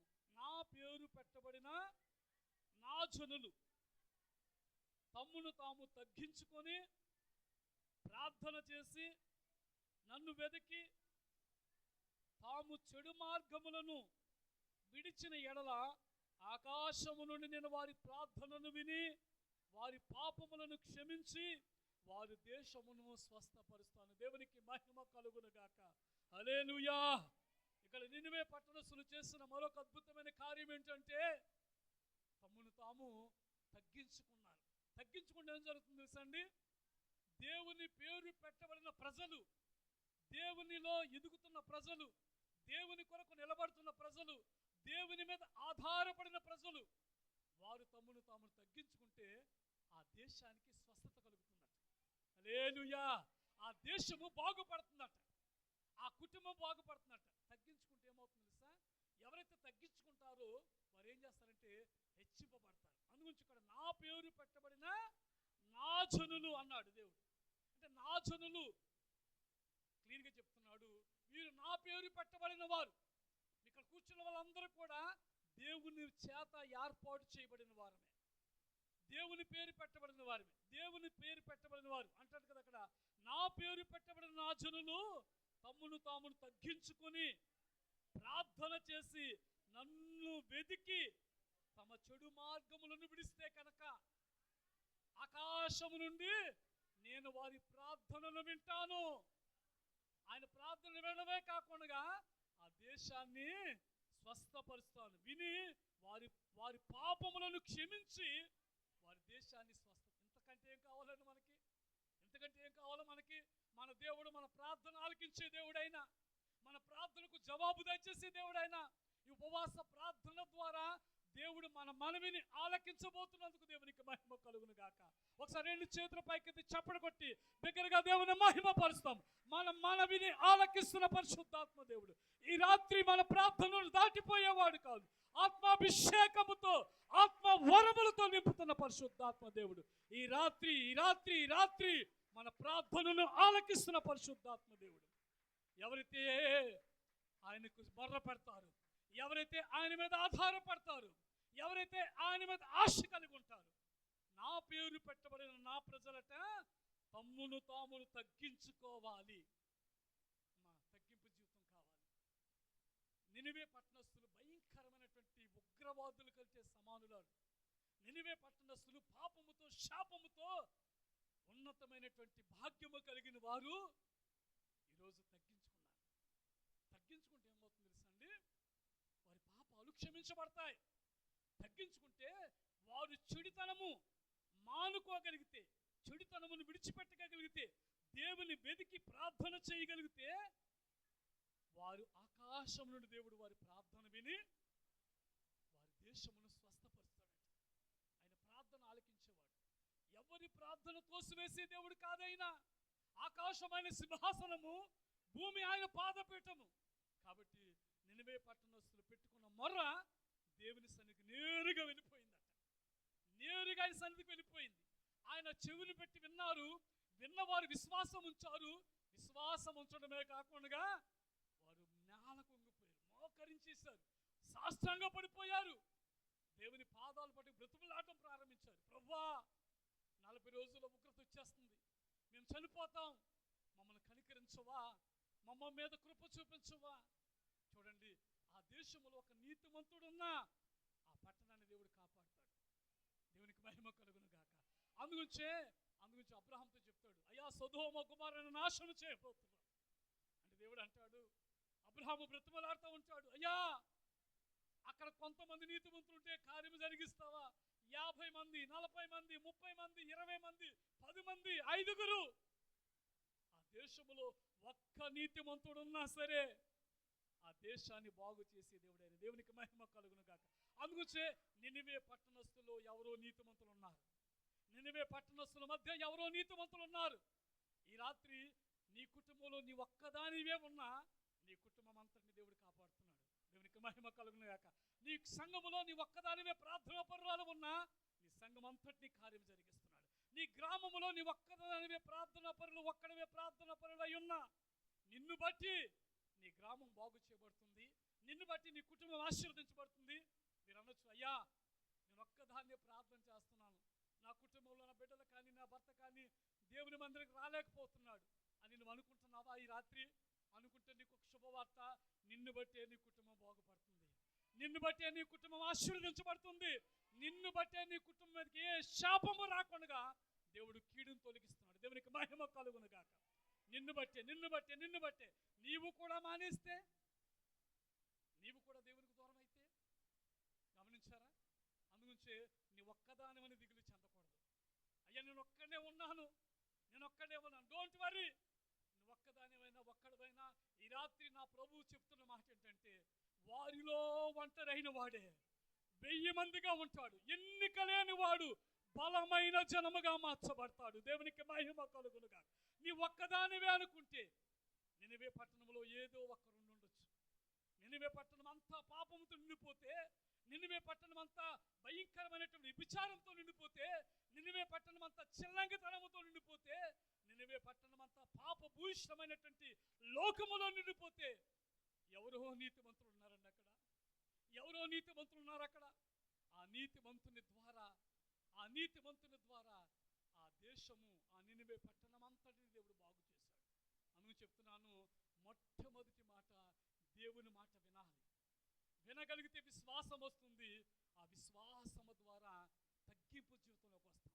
మొదటి మాట చెప్పాను, తగ్గించుకుంటే ఆ దేశానికి స్వస్థత కలుగుతుంది. రెండో మాట చెప్తున్నాను, తగ్గించుకుంటే కనుక ఏం జరుగుతుందో కనుక. తగ్గించుకుంటే మత్తయి సువార్త 18వ అధ్యాయము 4వ వచన భాగం చూడండి. 18వ అధ్యాయము 4వ వచన భాగము, మత్తయి సువార్త 18వ అధ్యాయం 4వ వచన భాగము. కాగా ఈ బిడ్డవలే తను తాను తగ్గించుకున్న వాడెవడు వాడే పరలోక రాజ్యములో గొప్పవాడు. చూడండి, ఇక్కడ తగ్గించుకుంటే, ఈ భూమి మీద మనం తగ్గించుకుంటే మనం ఎక్కడ గొప్పవారు తెలుసా? పరలోకంలో గొప్పవారు. మనం అందరం పరలోకంలో గొప్పవారు అవ్వాలనుకున్నవారు దేవుని స్తోత్రం చెప్పండి. అయితే ఇక్కడ ఏం చేయాలి? మనం ఇక్కడ తగ్గించుకోవాలి. ఇక్కడ తగ్గించుకోవడం అంటే ఏంటంటే పరిచర్య చేయడం తగ్గిపోవాలి. ఈరోజు నేనున్నాను, నేను పరిచర్య ఈరోజు చేస్తాను, బాత్రూమ్ కడగడానికి కూడా ఇష్టపడతాను, మొదటి స్థానం ఇస్తాను. నేను ఈరోజు మందిరం తొడవడానికి మొదటి స్థానం ఇస్తాను.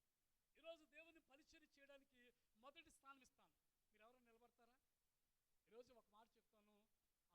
సంఘము, పాలకొల్లు సంఘము సుమారుగా 300 మంది విశ్వాసులు ఉంటారు. వారందరూ వివిధ కులాల నుంచి, అనగా ఒక మాట ఏంటంటే వివిధ వర్గాల నుంచి వచ్చిన వారు.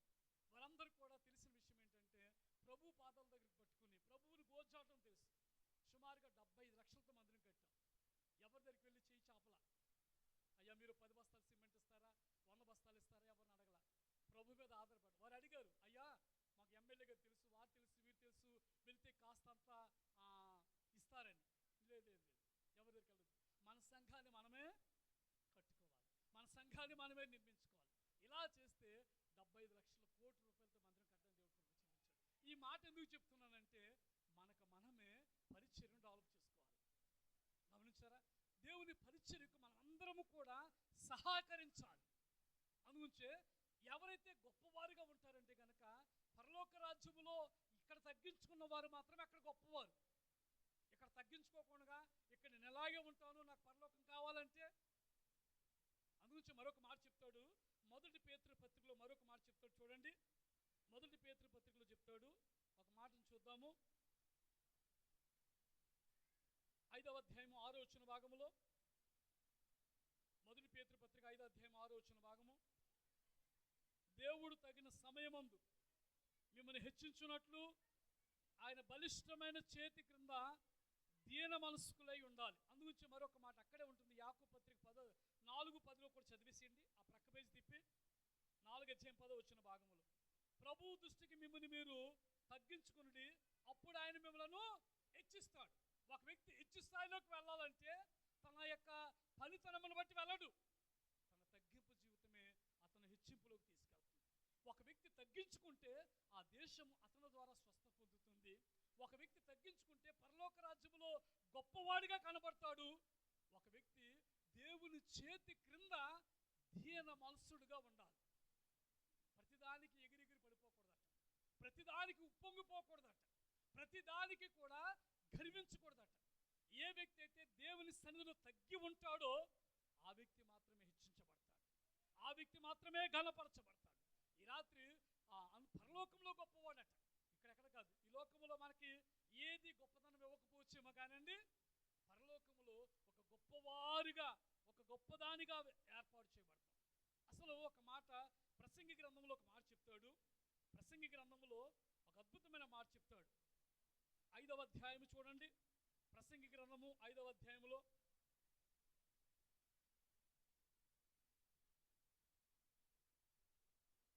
నాన్న 18 వచ్చింది,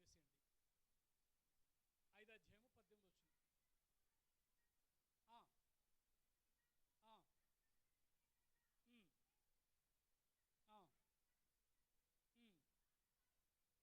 చూడండమ్మా, అక్కడ ఒక్కడటండి అన్నపానములు పుచ్చుకొనుచు తన కష్టార్జితమంతటిలందు క్షేమముగా బ్రతుకుటయే ఇదియే వానికి భాగ్యం.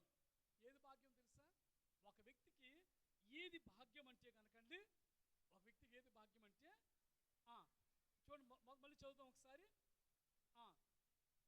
ఏమంటారు తెలుసా? దేవుడు తనకు నియమించిన ఆయుష్కాల దినములన్నీ, చూడండి ఎంత మనకు ఆయుష్ దేవుడు ఇచ్చాడో, ఈ ఇచ్చిన ఆయుష్కాల దినములన్నీ కూడా ఒకడటండి అన్నపానములు పుచ్చుకొనుచు తన కష్టార్జితమంతటి వలన క్షేమముగా బ్రతకడం. ఏది భాగ్యం తెలుసా? ఏది భాగ్యం తెలుసు? ఈరోజు మనిషికి తన దేవుడిచ్చిన ఆయుష్కాలం అంతట్లో, ఈరోజు దేవుడు ఆయుష్కాలం ఇచ్చాడు.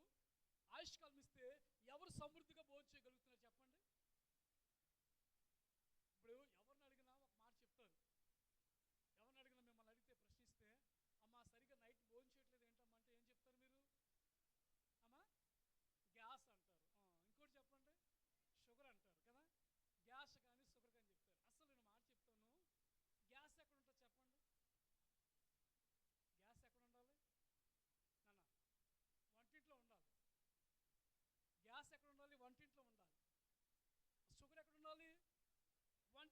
పోపు డబ్బాలు ఉండాలి. గ్యాసు, షుగరు వంటింట్లో ఉండవలసినవి ఇప్పుడు ఎక్కడో తెలుసా అండి? ఈ ఇంట్లో ఉన్నాయి, ఈ ఇంట్లో ఉన్నాయి.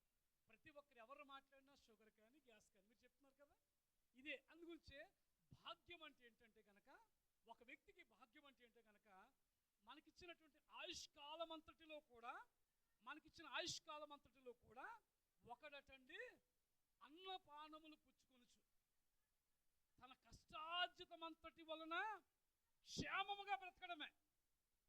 తన కష్టపడి ప్రతి దినము వెళ్ళబుచ్చుకుని సంతోషంగా సుఖముగా వెళ్ళబుచ్చుకుంటే ఆ వ్యక్తికి అది భాగ్యం అంట. దేవునికి మహిమ కలుగును గాక.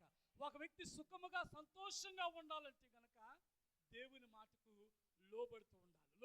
అందుగురించే తగ్గింపు జీవితంలో ఉన్నటువంటి పరమార్థమును గమనించగలిగితే కనుక, ఒక వ్యక్తి తగ్గించుకుంటే ఆ వ్యక్తి ద్వారా దేశమే స్వస్థత పొందుకుంటుంది. ఒక వ్యక్తి తగ్గించుకుంటే పరలోకములో గొప్పవాడిగానే కనబడతాడు. ఒక వ్యక్తి తగ్గించుకుంటే ప్రభువే ఆ వ్యక్తిని హెచ్చిస్తూ ఉంటాడు. కాబట్టి గమనించండి, ఇది మూడో మాట చెప్పాను. 4వ మాట కూడా మీకు జ్ఞాపకం చేస్తున్నాను. 4వ మాట యోనా గ్రంథము 3వ అధ్యాయము 9వ వచన భాగం కూడా చూద్దాం. మనుషులందరూ తమ దుర్మార్గములను విడిచి తాము చేయు బలాత్కారములను మానివేయవలెను. ఇది 4వ మాట. గమనించండి, నినివే పట్టణస్థులు ఏం చేశారంటే కనుక, ఇక్కడ ప్రకటించబడిన మాట ఏంటంటే 4వ మాట 9వ వచనంలో చెప్తాడు, మనుషులందరూ కూడా ఏం చేయాలి తెలుసా? తమ దుర్మార్గములను విడిచి తాము చేయు బలాత్కారముల నుండి కూడా మానివేయాలి. అంటే వీరు ఏం చేస్తారంటే, అక్కడ చెప్తాడు, కింద మాట చెప్తున్నారు, 10వ వచనం అంటాడు, ఈ నినివే వారు తమ చెడుతనలను మానుకొనగా వారు చేయుచున్న క్రియలను దేవుడు చూసి పశ్చాత్తాప్తుడై వారికి చేయుదునని తాను మాట ఇచ్చిన కీడు చెయ్యక మానెను. నినివే పట్టణస్థులు అటండి ప్రభువుకి ఆయాసకరమని విడిచిపెట్టుకున్నారట. అంత అద్భుతమైన మాట తెలుసా? అసలు నినివే పట్టణస్థులు రక్షణ పొందడానికి, నినివే పట్టణస్థుల మీదకి వచ్చిన ఉగ్రత తీసివేయబడడానికి 4వ అంశం చెప్తున్నాను. మొదటి అంశం ఏంటంటే దేవుని మాట విన్నారు కదా, దేవుని మాట విన్నారు. రెండవది విన్న మాట మీద విశ్వాసం ఉంచారు. మూడవది విన్నటువంటి మాట విశ్వాసం ఉంచారు కాబట్టి వారు దేవుని పాదాల దగ్గర తగ్గించుకున్నారు. గమనించారా? మీరు వింటున్నారు, విన్న తర్వాత విశ్వాసం పెరుగుతుందా? విన్న మాటల్లో విశ్వాసం పెరిగిందా? విశ్వాసం పెరిగితే దేవుని సన్నిధిలో తగ్గించుకున్నారా?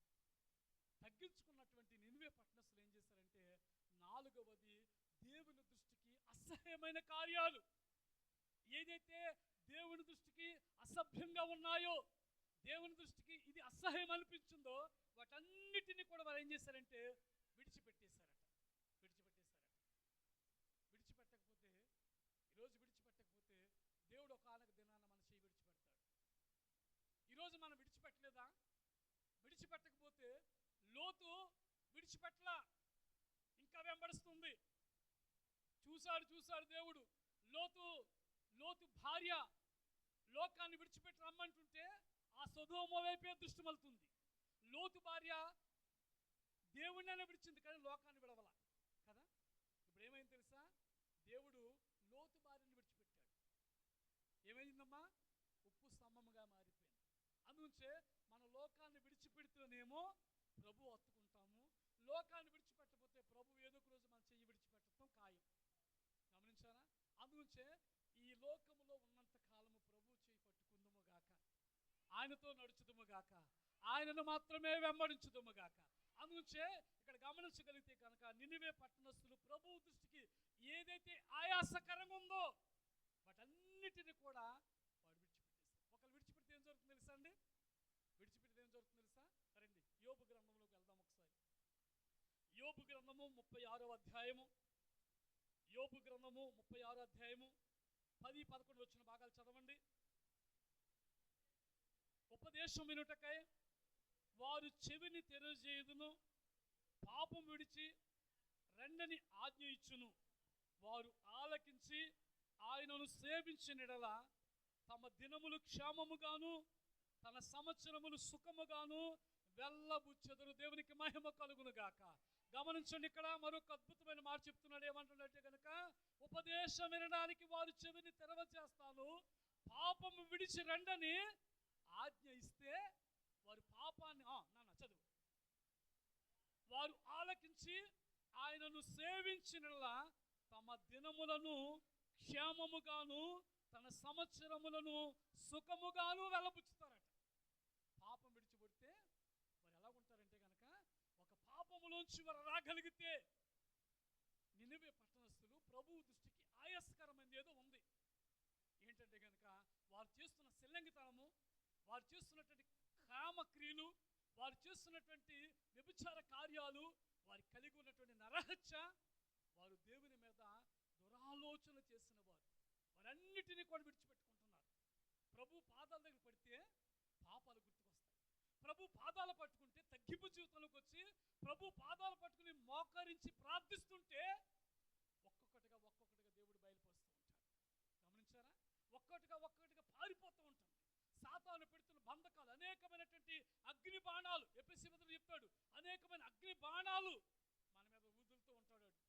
ఒక్కొక్క బాణము మనం తప్పించడానికి ప్రభువు ఒక కవచాలిస్తూ ఉంటే అనేకమైన బాణాలు వాడి దగ్గర ఉన్నాయి. అపవాది వేస్తే అగ్ని బాణాలు అట్టండి, వాడి దగ్గర చాలా బాణాలు ఉన్నాయి. నీ మీద, నా మీద, మనందరి మీద ప్రయోగించడానికి వాడు చాలా బాణాలు పెట్టుకున్నాడు. ఒక్కొక్క బాణము కూడా మనం తప్పించబడాలంటే మనం చేయగలిగింది ఆయన పాదములు మాత్రమే. ఆయన పాదాలు పట్టుకుంటే తప్ప మనం విమోచించబడలేము, రక్షించబడలేము, నెమ్మది కలిగి జీవించలేము.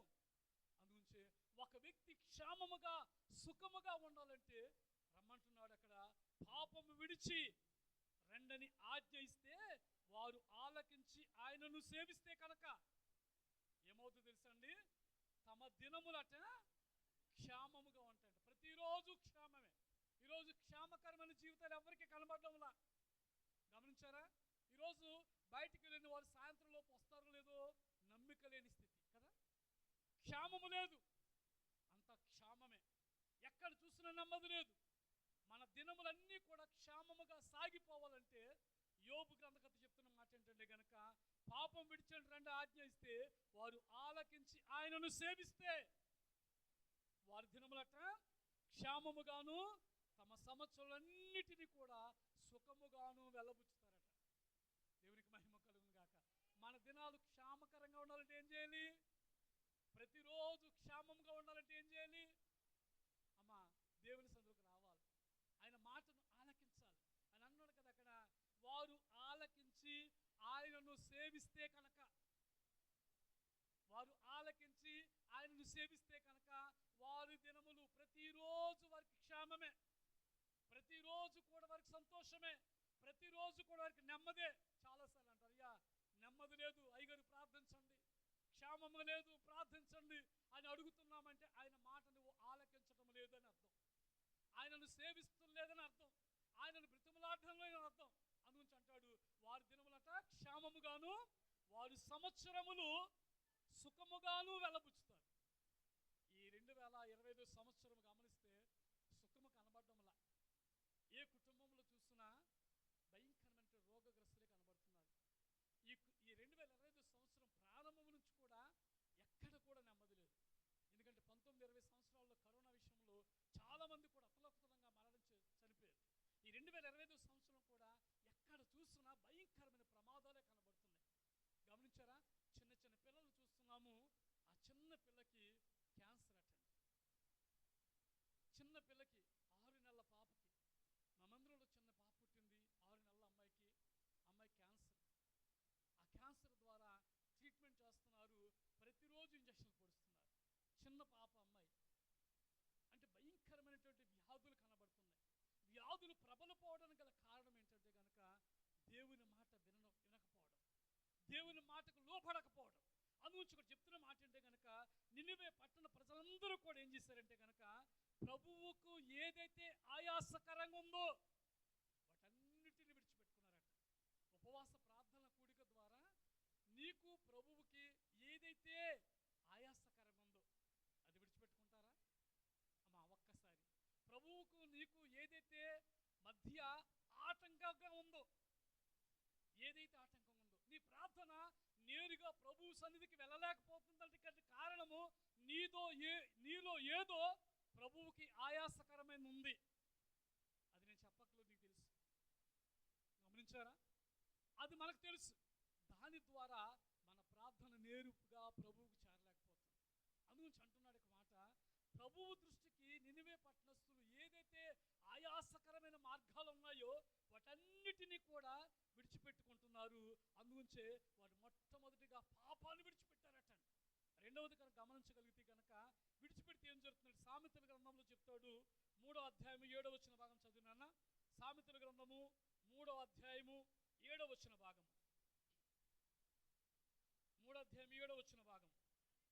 నేను జ్ఞానిని కదా అనుకొనవద్దు, యెహోవా యందు భయభక్తులు కలిగి చెడుతనము విడిచిపెడితే అప్పుడు నీ దేహమునకు ఆరోగ్యమును, నీ ఎముకలకు సత్తువ కలుగుతుంది. ఎప్పుడు తెలుసా అండి? ఎప్పుడు తెలుసా? దేహానికి ఆరోగ్యము కావాలి. దేహానికి ఆరోగ్యం అంటే ఎప్పుడు తెలుసా? యెహోవా యందు భయభక్తులు కలిగి చెడుతనమును విడిచిపెడితే అప్పుడు ఏమవుతుంది సార్? దేహానికి ఆరోగ్యం. చిన్నప్పుడు మనం చదువుకున్నప్పుడు స్కూల్లో ఒక స్లోగన్ చెప్పేవారు. ఏం చెప్పండి అన్న? ఆరోగ్యమే మహాభాగ్యం. ఇప్పుడు ఆరోగ్యమే మహాభాగ్యం అంటున్నాం కదా. ఈరోజు కనుక గమనిస్తే, ఈరోజు ఒక వ్యక్తికి ఆరోగ్యం కావాలంటే ఏం చేయాలి అమ్మా? బైబిల్లో చెప్పారు. అసలు లోకానుసారంగా ఒక వ్యక్తికి ఆరోగ్యం కావాలంటే చాలామంది ఏం చేస్తారు? డైటింగ్ చేస్తారు కదా, గమనించారా? కానీ ఒక శ్లోకంలో ఈ విధంగా చెప్తారు. ఎలాగంటారంటే, రోజుకి ఒక పూట భోజనం చేసేవాడట అమ్మా. రోజుకి ఒకే పూట భోజనం చేసేవాడు ఏమవుతాడంటే యోగి అవుతాడట. యోగి. రోజుకి 2 పూటలు భోజనం చేస్తే భోగి, అంటే భోజన ప్రియుడు. రోజుకి 3 పూటలు భోజనం చేస్తే అంతే అని బాగా చెప్పాడు. ఎందుకంటే ఒక వ్యక్తి రోజుకి ఒక పూట భోజనం చేస్తేనేమో అతను యోగిలా తయారవుతాడు, చాలా హెల్తీగా ఉంటాడు. రోజుకి 2 పూటల భోజనం చేస్తేనేమో వాడు భోజన ప్రియుడిగా తయారవుతాడు. 3 పూటల భోజనం చేస్తాడు అనుకోండి, వాడే రోగి. మన చేతుల్లో మన ఆరోగ్యమే ఉంది. అందుగురించి వాక్యం చెప్తుంది, ఏమంటుందంటే కనుక, యెహోవా యందు భయభక్తులు కలిగి చెడుతనమును విడిచిపెట్టగలిగితే కనుక అప్పుడు ఏమవుతుందంటే నీ దేహములకు ఆరోగ్యము, నీ ఎముకలకు సత్తువ కలుగుతున్నాడు. దేవునికి మహిమ కలుగును గాక. ఒక వ్యక్తి ఆరోగ్యకరంగా ఉండాలంటే యెహోవా యందు భయభక్తులు కలిగి ఉండాలి. యెహోవా యందు భయభక్తులు కలిగి ఉంటే ఆ వ్యక్తికి ఆరోగ్యం కలుగుతుంది. అందుగురించే నినివే పట్టణ ప్రజలందరూ కూడా దేవుని యందు భయభక్తులు కలిగి ఉండాలంటే వారు దేవునికి ఏదైతే అసహ్యమైన కార్యాలు వారిలో కనబడుతున్నాయో వాటన్నిటిని వారు విడిచిపెట్టేశారట. పాపం విడిచిపెట్టేశారు, భయంకరమైనటువంటి ఆ చెడుతనం అనే వ్యసనాన్ని విడిచిపెట్టేశారు. మరొక మూడోది చెప్పాలంటే కనుక 1 పేతురు పత్రిక 1వ అధ్యాయము 18వ వచన భాగంలో కూడా చూడండి. 1 పేతురు పత్రిక 1వ అధ్యాయము 18వ వచన భాగంలో పితృ ప్రారంభమైన మీ వ్యర్థ ప్రవర్తనను విడిచిపెట్టి క్షయ వస్తువుల చేత మీరు విమోచింపబడలేదు గాని అమూల్యమైన రక్తము చేత, అనగా నిర్దోషమును నిష్కలంకమునకు గొర్రె పిల్ల వంటి క్రీస్తు రక్తము చేత విమోచించబడుతున్నని మీరు ఎరుగరా? మనం ఎలా విమోచించబడ్డాము? మనలను ఎవరైనా మీరు చెప్పండి ఒకసారి, అయ్యా నన్ను ఒక కాసు బంగారం పెట్టి మా నాన్న సాతాన్ దగ్గర నుంచి కొన్నాడు అని చెప్పిన వాళ్ళు ఎవరు ఉన్నారా అమ్మా? మిమ్మల్ని ఎవరు కొన్నారు? మిమ్మల్ని ఎవరు కొన్నారు? ఇక్కడ అంటున్న మాట ఏంటంటే, మీరు క్షయమైపోయే అమ్మా. ఇక్కడ అంటున్న మాట చూడండి, ఎలా అన్నారు తెలుసా? పితృపారం పైన మీ వ్యర్థ ప్రవర్తనను విడిచిపెట్టినట్లుగా వెండి బంగారముల వంటి క్షయ వస్తువుల చేత మీరు విమోచించబడలేదు. అబ్బా, మనం ఎలా విమోచించబడ్డామంట? మన గురించి ఎవరైనా వెలపెట్టి ఒక బంగారం ఇచ్చి మనం కొనలేదండి. మనల్ని కొనడానికి నీవు నేను కొనబడిన వారము ఎలా కొనబడ్డామంటే విలువైన రక్తము చేత. దేవునికి మహిమ కలుగును గాక. విలువైన రక్తము చేత, అమూల్యమైన నిష్కలంకమైన నిర్దోషమైన గొర్రె పిల్ల రక్తము చేత మాత్రమే.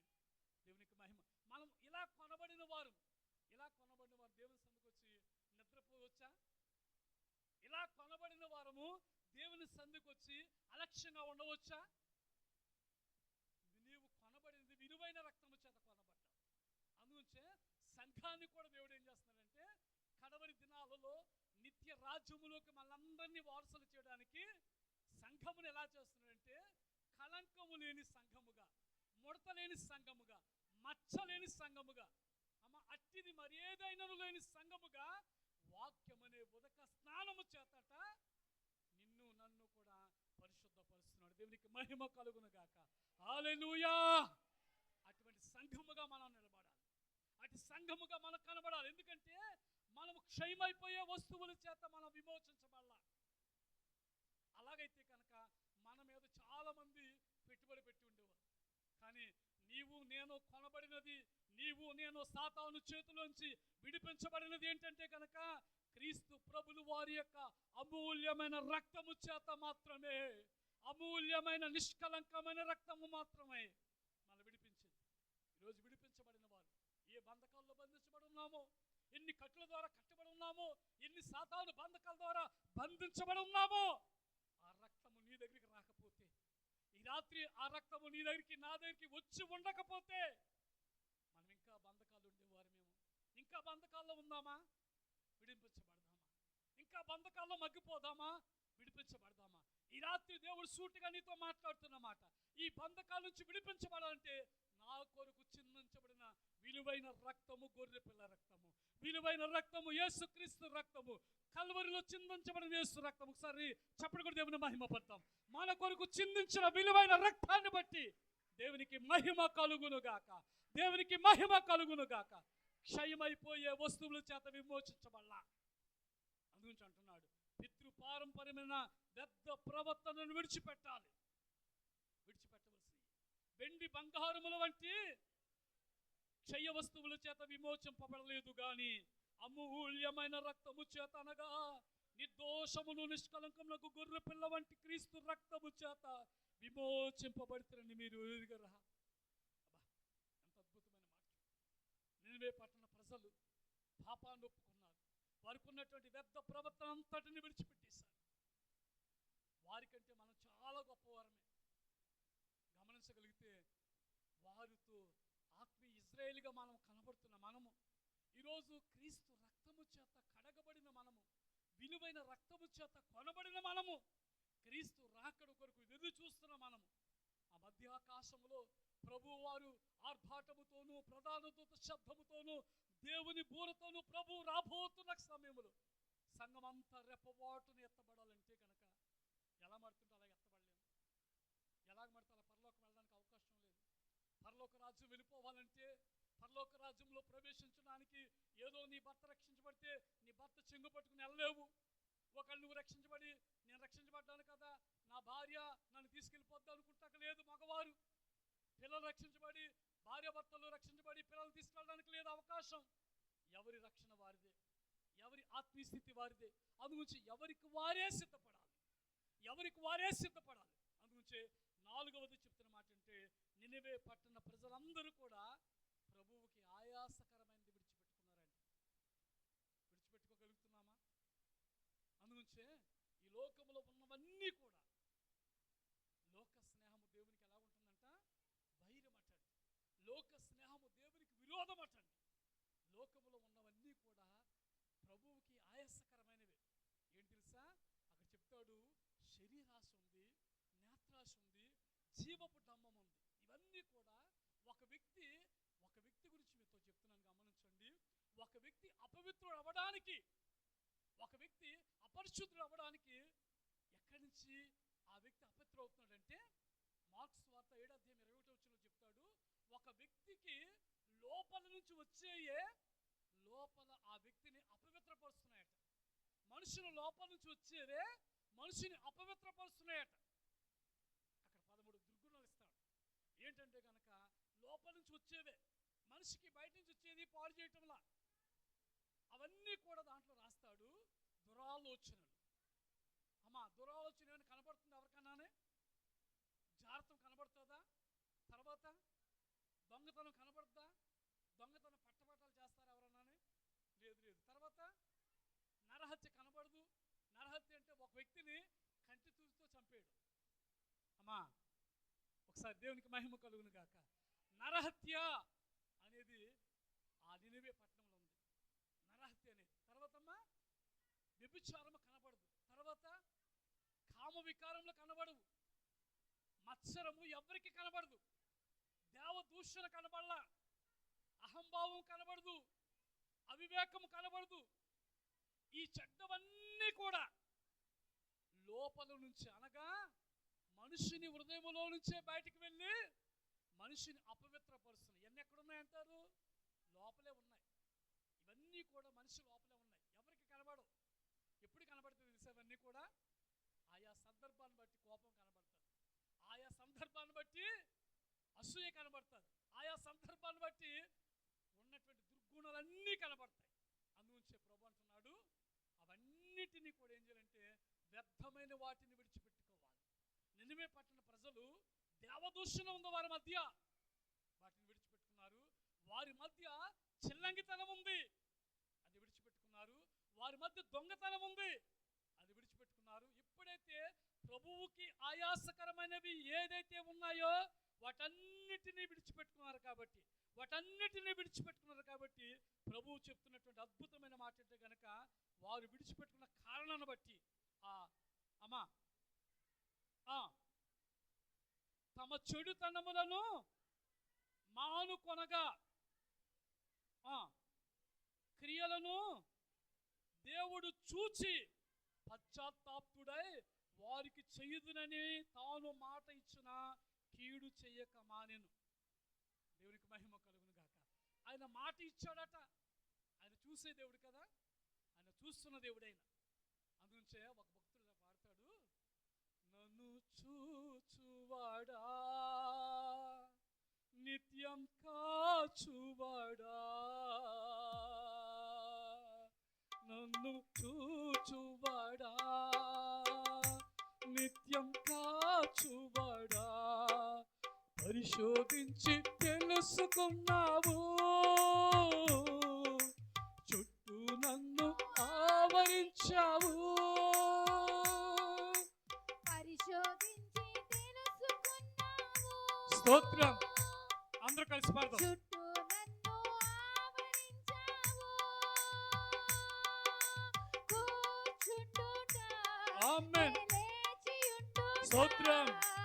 కూర్చుండుట లేచియుండుట, బాగుగా ఎరిగియున్నావు రాజా, బాగుగా ఎరిగియున్నావు.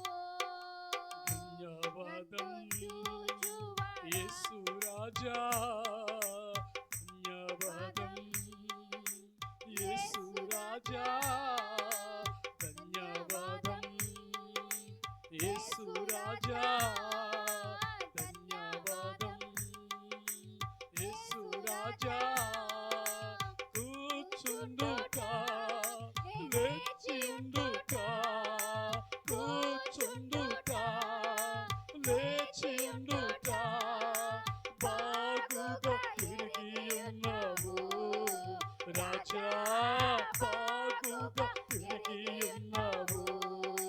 ధన్యవాదం యేసు రాజా, ధన్యవాదం యేసు రాజా, ధన్యవాదం యేసు రాజా, ధన్యవాదం యేసు రాజా. హల్లెలూయా, హల్లెలూయా. నాలుగవది, నినివే పట్టణ ప్రజలందరూ కూడా దేవుని దృష్టికి ఆయాసకరమైనవన్నిటిని కూడా విడిచిపెట్టుకున్నారట. గమనించండి, ఆయన చూశాడు వారు చేసినటువంటి కార్యాలన్నిటినీ కూడా. నినివే వారు తమ చెడు నడతను మానుకున్నారట. ఎప్పుడైతే మానుకున్నారో వారు చేయుచున్న క్రియలను దేవుడు చూచి పశ్చాత్తాప్తుడై, దేవుడే కొన్నిసార్లు ఏం చేస్తాడంటే పశ్చాత్తాపడతాడట. ఎప్పుడు తెలుసా? నిన్ను బట్టి. ఎప్పుడు తెలుసా? నీ ప్రార్థనను బట్టి. ఎప్పుడు తెలుసా? నీ తగ్గింపు జీవితాన్ని బట్టి. ఎప్పుడు కార్యం జరిగిస్తాడంటే ప్రభువు మన మధ్య ఆయన ఆసీనులుగా ఉన్నారు. దేవునికి మహిమ కలుగును గాక. ఆత్మస్వరూపుడుగా మన మధ్య ఉన్నారు. మన మధ్య ఆయన సంచారం జరుగుతుంది. ఎక్కడ ఇద్దరు ముగ్గురు కలిసి ఏకీభవించి ప్రార్థిస్తారో వారి మధ్య నేను ఉంటానని సెలవిచ్చిన దేవుడు ఈ రాత్రి నిశ్చయముగా మనతో ఉన్నారాయన. ఆమేన్, హల్లెలూయా. అందును బట్టి మనల్ని ఆయన చూస్తున్నారు. ఆయన చూస్తున్నారని భయపడగలిగితే నినివే పట్టణ ప్రజలు వారు చేస్తున్న క్రియలను బట్టట. ఇదివరకు ఏ క్రియలు చేశారంటే మోసం చేశారు. ఇదివరకు ఏ క్రియలు చేశారంటే అన్యాయం చేశారు. ఆ క్రియలన్నిటిని కూడా దేవుడు చూశాడు. అయ్యి చూశాడు, ఇప్పుడు చేస్తున్న క్రియలు కూడా చూశాడు. గమనించారా? ఈ క్రియలను కూడా చూశాడు. అందుగురించి అన్నాడు తెలుసా, వారు చేయుచున్న క్రియలను దేవుడు చూసి పశ్చాత్తాపడ్డాడట. అబ్బా, అంటే వీరు ఏ విధంగా తగ్గించుకున్నారంటే కొన్ని క్రియలు ఉంటాయండి. మనిషి క్రియలు ఎలా ఉంటాయి తెలుసా? యెషయా భక్తుడు అంటాడు, వారి క్రియలట మురికి గుడ్డల వలె ఉన్నాయట. వారి క్రియలు మలినమైపోయినాయి. వారి క్రియలు మంచివి కాదు. అందుగురించే విశ్వాసము లేని క్రియలట. విశ్వాసము లేని క్రియలు ఎలా ఉంటాయంటే అది మృతమైపోతాయి. ఒక వ్యక్తికి క్రియ కావాలి. అందుగురించే కొర్నేలుతో దేవుడు చెప్తాడు, కొర్నేలు చేసినటువంటి క్రియలట దేవుని సన్నిధికి జ్ఞాపకార్థంగా చేర్చబడ్డాయట. ఒక వ్యక్తికి క్రియలు కావాలి. ఒక వ్యక్తి వెంట వెళ్ళేది ఏంటంటే గనక ధనము వెళ్ళదు, అతనున్నటువంటి ఆస్తిపాస్తులు వెళ్ళవు, కానీ అతని క్రియలు మాత్రమే, నీతి క్రియలు అతను వెంట వెళ్తాయి. అందుగురించి క్రియలు కావాలి. అందుగురించే వీరి క్రియలను దేవుడు చూస్తాడటండి. అబ్బా, ఈ రాత్రి కనుక దేవుడు మన క్రియలను చూస్తే మన క్రియలను బట్టి దేవుడు పశ్చాత్తాపడతాడా, దుఃఖిస్తాడా? అమ్మా, నా ప్రశ్నకు సూటిగా సమాధానం చెప్పండి. నా దేవుడు ఈ రాత్రి నేను చేసే క్రియలను బట్టి ఆయన ఏడుస్తున్నాడా, లేదంటే నా కుమార్తె నా విషయములో దుఃఖిస్తూ రోధిస్తుందని పశ్చాత్తాపడుతున్నాడా? నినివే పట్టణస్థులు గమనించగలిగితే ఒకానొకున్న స్థితి వేరు, ఇప్పుడు వారికి ఉన్న స్థితి వేరు. ఒకానొకడు ఉన్నటువంటి వారి పరిస్థితులు వేరు, ఇప్పుడు వారి పరిస్థితి వేరు. గల కారణం ఏంటంటే వారి క్రియల ద్వారా దేవుని నామమును కనపరిచారు. వారి క్రియల ద్వారా ఆయనకే పశ్చాత్తాపం కలిగేటట్టు చేశారు. ఈ రాత్రి మనం ఎందుకు చేయలేము చెప్పండి? ఈ రాత్రి మనం నినివే పట్టణ ప్రజలు చేసినట్టుగా మనం ఎందుకు చేయలేము? నాలుగో మాట, నినివే పట్టణస్థులు వారికి ఉన్నటువంటి వ్యతిరేకమైన కార్యాలు అన్నిటినీ కూడా, దేవుని దృష్టికి ఆయాసకరమైన కార్యాలన్నిటినీ విడిచిపెట్టుకున్నారట. ఐదవదిగా చివరిది మీతో చెప్తున్నాను. ఐదో మాట కూడా మనం జ్ఞాపకం చేసుకుందాం. అదే యోనా గ్రంథం 3వ అధ్యాయం 9వ వచన భాగము చూద్దాం. చూడండి, 9వ వచన భాగములో చూస్తాం. అక్కడ మనుషులందరూ కూడా తమ దుర్మార్గములను విడిచి తాము చేయు బలత్కారములను మానవేయవలను. మనుషులేమి పశువులేమి సమస్తమును గోనె బట్ట కట్టుకుని వెళ్ళును. జనులు మనఃపూర్వకముగా దేవుని వేడుకోవాలి. ఐదో మాట ఏంటంటే, ఎప్పుడైతే దేవుని మాట వింటామో, విన్న తర్వాత వారి జీవితంలో విశ్వాసం పెరుగుతుంది. విశ్వాసం పెరిగిన తర్వాత అతనికి తగ్గింపు జీవితం వస్తుంది. ఎప్పుడైతే తగ్గించుకుంటాడో ఏమంటే తెలుసా, ఈ పాడు పని చేయకూడదు, ఈ పాపము జోలికి నేను వెళ్ళకూడదు, ఈ అసహ్యమైనది చేయకూడదు అని దేవుని దృష్టికి ఆయాసకరమైన అసహ్యమైన విడిచిపెట్టుకుంటాడు. ఎప్పుడైతే విడిచిపెట్టుకుంటాడో అప్పుడు మాత్రమే హృదయపూర్వకంగా ప్రార్థన చేస్తాడు. దేవునికి స్తోత్రం కలుగును గాక. వారందరూ కూడా మనస్ఫూర్తిగా ఎప్పుడు హృదయపూర్వకంగా ప్రార్థన చేశాము, మనసారా ఎప్పుడు ప్రభువుని ఆరాధించాము, మనసారా ఎప్పుడు దేవుని స్తుతించాము? ఎప్పుడైనా అనుభవంలోకి ఉందా? ఎప్పుడైనా అనుభవంలోకి మార్చబడ్డామా? ఎప్పుడైనా అటువంటి అనుభవం కలిగి ఉన్నావా? దేవుని హృదయపూర్వకంగా మనసారా. ఒక శతాధిపతి అడుగుతాడండి, ఒక పక్షవాయు కలిగిన వాడు అడుగుతాడండి, ఒక కుష్ఠరోగి అడుగుతాడండి, ప్రభువా నీ చిత్తమైతే నన్ను శుద్ధిని చెయ్యి. హృదయపూర్వకంగా అడుగుతున్నాడు. ఆ వినయం ఏంటంటే, ఆ వేడుకోవడం ఏంటంటే, ఇంగ్లీష్ బైబిల్లో రాస్తుంటుంది బెగ్గింగ్ అటండి. బెగ్గింగ్ అట. దాని కారణం ఏంటంటే, బెగ్గింగ్ ఎలా చేస్తాం తెలుసా? అడుక్కోవడం, ప్రభువును బ్రతిమలాడుకోవడం. ఈ రాత్రి మనము ప్రభువుని అట్టి రీతిగా బ్రతిమలాడగలిగితే, ప్రభువా నా కుటుంబాన్ని దాటిపోవద్దు, ప్రభువా నా సంఘాన్ని దాటిపోవద్దు, ప్రభువా నా దీన బిడ్డలను దాటిపోవద్దు అని నువ్వు వేడగలిగితే, ఏడుకోగలిగితే కనుక, ఈ రాత్రి మనస్ఫూర్తిగా నువ్వు అడగగలిగితే, నా ప్రభువు కార్యము చేయడానికి సిద్ధంగా ఉన్నాడు. నా ప్రభువు కార్యము చేయడానికి సిద్ధంగా ఉన్నాడు. నా ప్రభువు కార్యము చేయడానికి సిద్ధంగా ఉన్నాడు. బిగ్గరగా చప్పటి కొట్టి దేవుని మహిమ పడతాం. బిగ్గరగా చప్పటి కొట్టి దేవుని మహిమ పడతాం. నా దేవుడి రాత్రి ఒక్కొక్కరి జీవితంలో అద్భుతమైన కార్యము చేయబోతున్నాడు. వేడుకోగలిగితే, హృదయపూర్వకముగా మనస్ఫూర్తిగా నువ్వు అడగగలిగితే నా దేవుడు సంసిద్ధంగా ఉన్నాడు. నిన్నవే పట్టణ ప్రజలు అడిగారండి, నిన్నవే పట్టణ ప్రజలు వేడుకున్నారండి. వారు వేడుకున్నారు. ఒక దీనుడు మొర్రపెట్టగా ఆయన వారి ప్రార్థనను దాటిపోయే దేవుడు కాదు. ఒక దీనుడు మొర్రపెట్టగా ఆయన దాటిపోయే దేవుడు కాదు. ఒక భర్తమయ్యి రోడ్డు ప్రక్కన కూర్చుని అడుక్కుంటున్న భిక్షగాడు అడుగుతున్నాడు, దావీదు కుమారుడా, నన్ను దాటిపోవద్దు ప్రభా, నన్ను దాటిపోవద్దు అయ్యా. మీరు అడగాలి. రాత్రి 8 సంవత్సరాలు గడిచిపోయి 9వ సంవత్సరం అడుగు పెట్టాము అయ్యా. మా కుటుంబంలో నెమ్మది లేదు, మా కుటుంబంలో సమాధానం లేదు, మా బిడ్డల ప్రయోజకులుగా మార్చబడలేకపోయారు అయ్యా. మమ్మల్ని ఒకసారి దయచేసి కనికరించండి అని మనం అడగగలిగితే, అదే వేడుకున్నారండి. నినివే పట్టణ ప్రజలు అదే వేడుకున్నారు, మమ్మల్ని కనికరించండి ప్రభువా, మా దోషాలు నీకు మాకు అడ్డుగా కనబడుతున్నాయి, మా పాపాలు నీకు మాకు అడ్డుగా కనబడుతున్నాయి, ప్లీజ్ దయచేసి రాత్రి మమ్మల్ని జ్ఞాపకం చేసుకోమని నినివే పట్టణ ప్రజలు అడిగినట్లుగా మనం అడగగలిగితే, నినివే పట్టణ ప్రజలు వేడుకున్నట్లుగా మనం వేడుకోగలిగితే, నినివే పట్టణ ప్రజలు బ్రతిబలాడినట్లుగా మనము బ్రతిబలాడగలిగితే కనుక, ఏ కీడైతే నీ మీద ఏలుబడి చేస్తుందో, ఏ శాపం అయితే నీ మీద ఏలుబడి చేస్తుందో, నజరుడైన యేసు నామములో ఆ శాపం ఈ రాత్రి కొట్టవేయబడును గాక, ఆ రుగ్మత యేసు నామములో కొట్టవేయబడును గాక, ఆ రోగము యేసు నామములో కొట్టవేయబడును గాక. ప్రతి సమస్యకు పరిష్కారం ఆయనే. ఈ రాత్రి నా దేవుడు బలిపీఠం నుంచి మనతో మాట్లాడుతున్నమాట.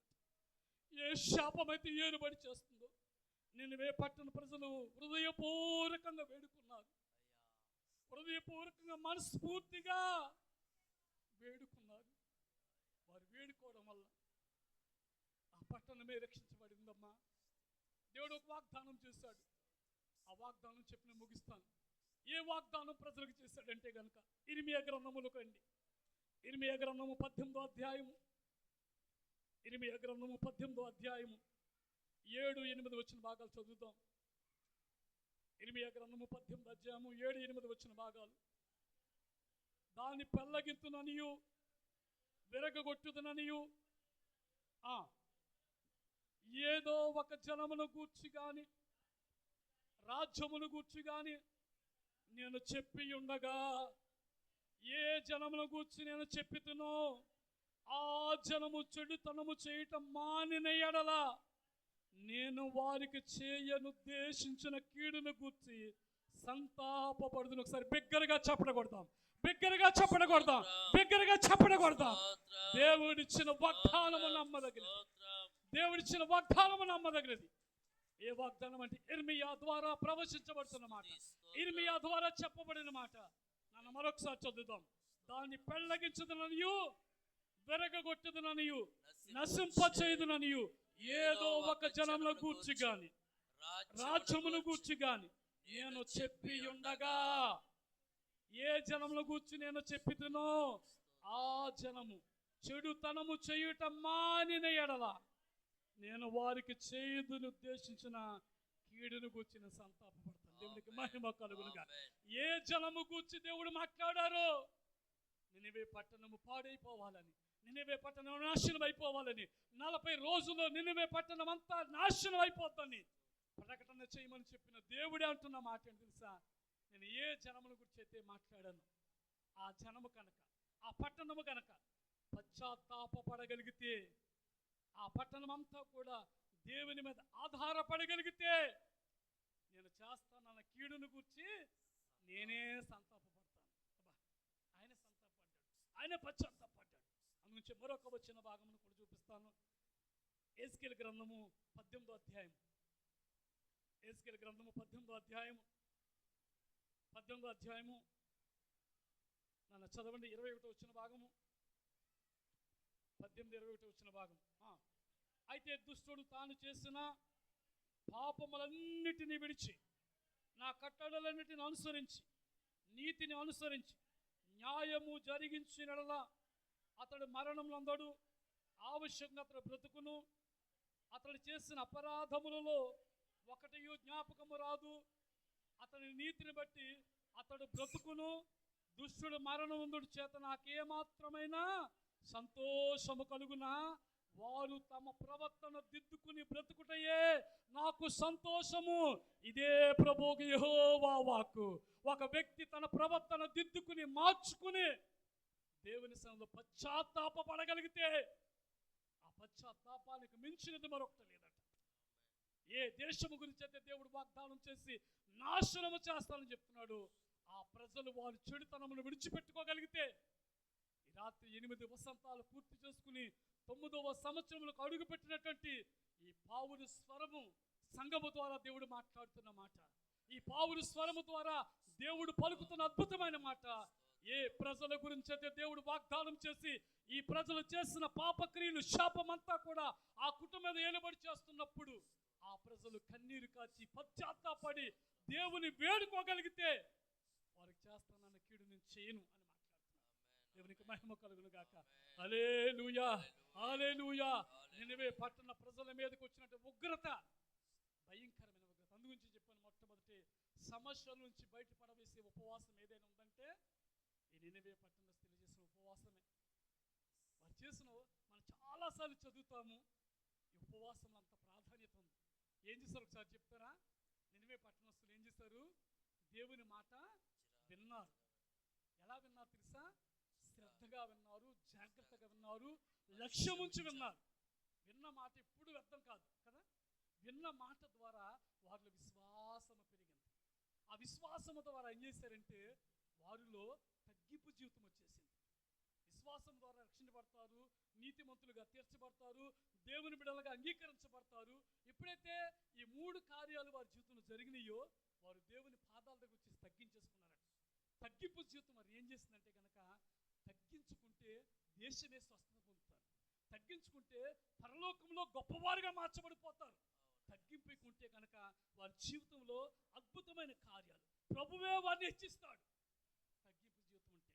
4వది చెప్పాను, ప్రభువు దృష్టికి ఆయాసకరమైన అన్నిటినీ కూడా వారు ఏం చేశారు? విడిచిపెట్టుకున్నారు. వారన్నీ విడిచిపెట్టుకున్నారు. పాపం విడిచిపెట్టారు, చెడుతనం విడిచిపెట్టారు, వ్యర్థమైన కార్యాలన్నిటిని కూడా విడిచిపెట్టారు. విడిచిపెట్టుకున్న తర్వాత వారు ఏం చేశారంటే ప్రభువును హృదయపూర్వకంగా వేడుకోవడం ప్రారంభించారు. ఇలాగ 5 కారణాల వల్ల నినవే పట్టణస్థుల మీదకి రాబోతున్నటువంటి కీడు. అందుగురించే చివరిగా మాట చదివేసుకుని ముగించేసుకుందాం. చూడండి, అంటున్న మాట 10వ వచ్చిన భాగములో 3:10 చెప్తాడు అక్కడ, ఈ నినవే వారు తన చెడుతన నడతలను మానుకొనగా వారు చేయుచున్న క్రియలను దేవుడు చూచి పశ్చాత్తాపుడై వారికి చేయుదునని తాను మాట ఇచ్చిన కీడు చెయ్యక మానెను. వారికి మాట ఇచ్చాడు అట. ఏమని? ఏ మాట ఇచ్చాడు తెలుసైనా? ఏ మాట ఇచ్చాడు తెలుసా? మొదటి వచనంలో చదివించాను. నినవే పట్టణస్థుల దోషము నా దృష్టికి ఘోరమైంది కాబట్టి నీవు లేచి నినవే పట్టణానికి పోయి దానికి దుర్గతి కలుగునని ప్రకటించు. నిశ్చయముగా ఆ పట్టణం నాశనం అయిపోతుందని చెప్పు అని దేవుడే మొదటి అధ్యాయంలో చెప్పాడు. కానీ ప్రజలు చేసిన ప్రార్థన, ప్రజలు చేసిన తగ్గింపు జీవితము, ప్రజలు చేసిన వేడుకోలు దేవుడు విని ఆ నినవే పట్టణం మీదకి రావాల్సిన కీడంతటిని కూడా తప్పించి వేశాడు. దేవునికి ఒకసారి 2 చేతులు బిగ్గరగా స్తోత్రాలు చెల్లిద్దాం. హల్లెలూయా, హల్లెలూయా. ఈ రాత్రి ప్రతి కీడును కొట్టి నుంచి వేయబడాలంటే, ఈ రాత్రి మన మీద ఏలుబడి చూస్తున్న ప్రతి తెగులు కొట్టివేయబడాలంటే ఒకసారి అందరూ కూడా లేచి నిలబడదాం. అందరూ ఒకసారి లేచి నిలబడదాం. అందరూ లేచి నిలబడదాం. అటువంటి కీడును కొట్టివేయబడాలంటే, అటువంటి భయంకరమైనటువంటి ఉగ్రత నుంచి విడిపించబడాలంటే కనుక దేవుడు అంటున్న మాట, దేవుడు ఇస్తున్న మాట, చీకటి కెరటాలలో కృంగిన వేళలో ఉదయించెను నీ కృప నా ఎడల, మనసే నూతనమాయెను, ఉదయించెను నీ కృప నా ఎడల.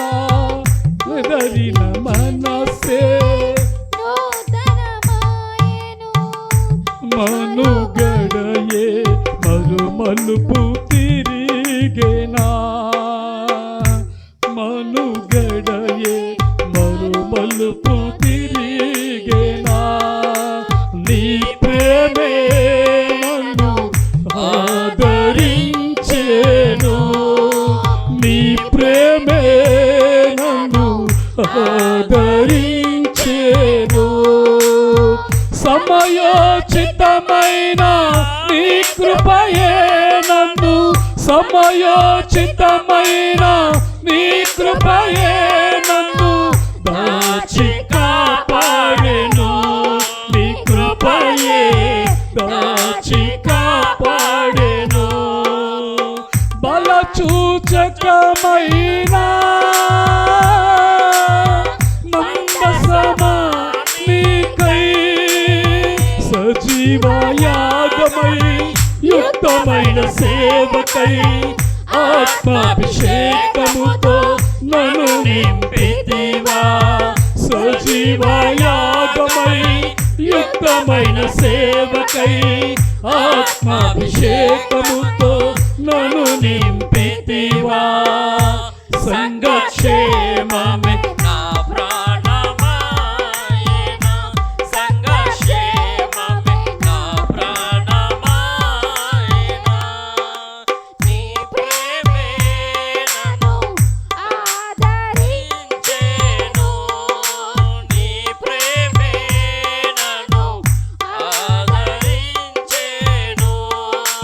నీ ప్రేమే నన్ను ఆదరించెను. యేసయ్యా, నీ ప్రేమే నన్ను ఆదరించెను. యేసయ్యా, నీకు స్తోత్రాలంటూ ప్రతి వారం కూడా ఒక్కసారి నినేవే పట్టణ ప్రజలకు ఏ లోటు లేదు.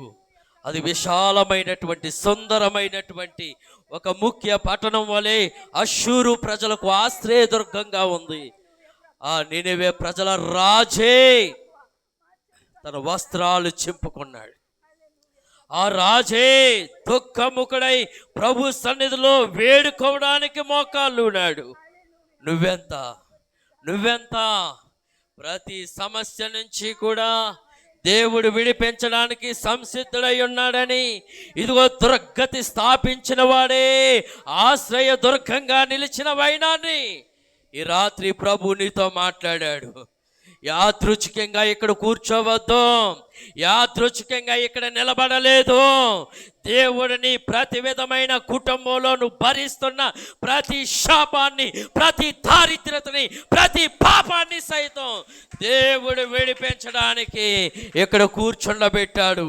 ఇప్పటికైనా వాక్యం విన్నటువంటి నీవు విననట్లుగా, ఇదిగో నీ చెవులు మందగించినట్లుగా, ఇదిగో బుద్ధి వాక్యమును వినని వాడివిగా నీ హృదయాన్ని గనక విననేరకుండినట్లు ఆయన హస్తము కొరచకాలేదు. ఆయన నిన్ను తగిన కాలమందు హెచ్చించడానికి ఆయన సంసిద్ధుడై ఉన్నాడు. ఒక్కసారి ఈ సమయాన్ని నువ్వు మోసపరుచుకోవద్దు. ఒక్కసారి రాజు సైతం ఇదిగో తన హృదయాన్ని దేవుని సన్నిధిలో కుమ్మరించాడు. ఇదిగో ప్రజలు సైతం, పశువులు, ఇదిగో మనుషులేమి, సమస్తమైన వారు సైతం ఇదిగో ఉపవాసం ఉండి జాగారముల చేత దేవుని వాక్యము విని, దేవుని మాట విని అద్భుతమైన రీతిలో ఇదిగో ఉపవసించి కన్నీరు పెట్టి, ఇదిగో వారి చెడు నడతలు, వారి దుర్మార్గత, వారి పాపములన్నీ కూడా విడిచిన దేవుని సన్నిధి కాంతిని అనుభవించిన నినేవే పట్టణ ప్రజలు ఇదిగో మనకి తీర్పు దినాన్న వారు సాక్ష్యంగా నిలబోతూ ఉన్నారు. ఇదిగో దేవుని వాక్యం విన్నటువంటి మనం ఇదిగో ఎలా వినాలో మనం జాగ్రత్తగా వినాలని, శ్రద్ధగా వినాలని, ఆ విన్న వాక్య ప్రకారం విశ్వాసం ఉంచి లక్ష్యం ఉంచి నడవాలని దేవుని వాక్యం విను. దేవుని వాక్యాన్ని విశ్వసించిన ప్రకారం నడిస్తే తగ్గింపు జీవితం కలిగి ఉంటావు. తగ్గింపు కలిగిన జీవితం దైవ విరుద్ధమైన కార్యాలను ఖచ్చితంగా విడిచిపెట్టి ప్రార్థనా జీవితాన్ని ఆయుధంగా పట్టుకుంటావు.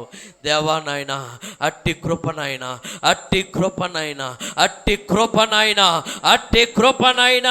అయ్యా ప్రభు, ఇదిగో నాయన సంగము మీద అయ్యా నాయన ఈ పావుర స్వరము అయ్యా సంగము మీద మీరు అలంకరించండి, సంగము మీద మీరు బలపరచండి అయ్యా, సంగము మీద అట్టి అభిషేకాన్ని కుమ్మరించండి ప్రవ్వా. అయ్యా ఇదిగో మొదటి దినాన్న ప్రవ్వా అయ్యా ఎంతో అద్భుతంగా నడిపించావు తండ్రి.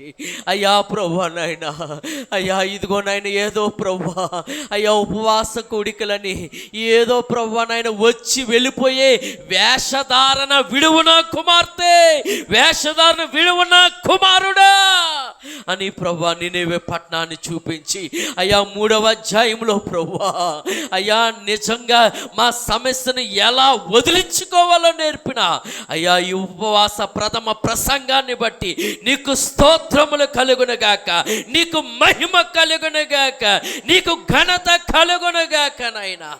అయ్యా ప్రభు ఇంతవరకు వాక్యముతో నడిపించిన తండ్రి నీ పాద పదములు స్తోత్రాలు చెల్లిస్తూ ఉన్నాను నాయన.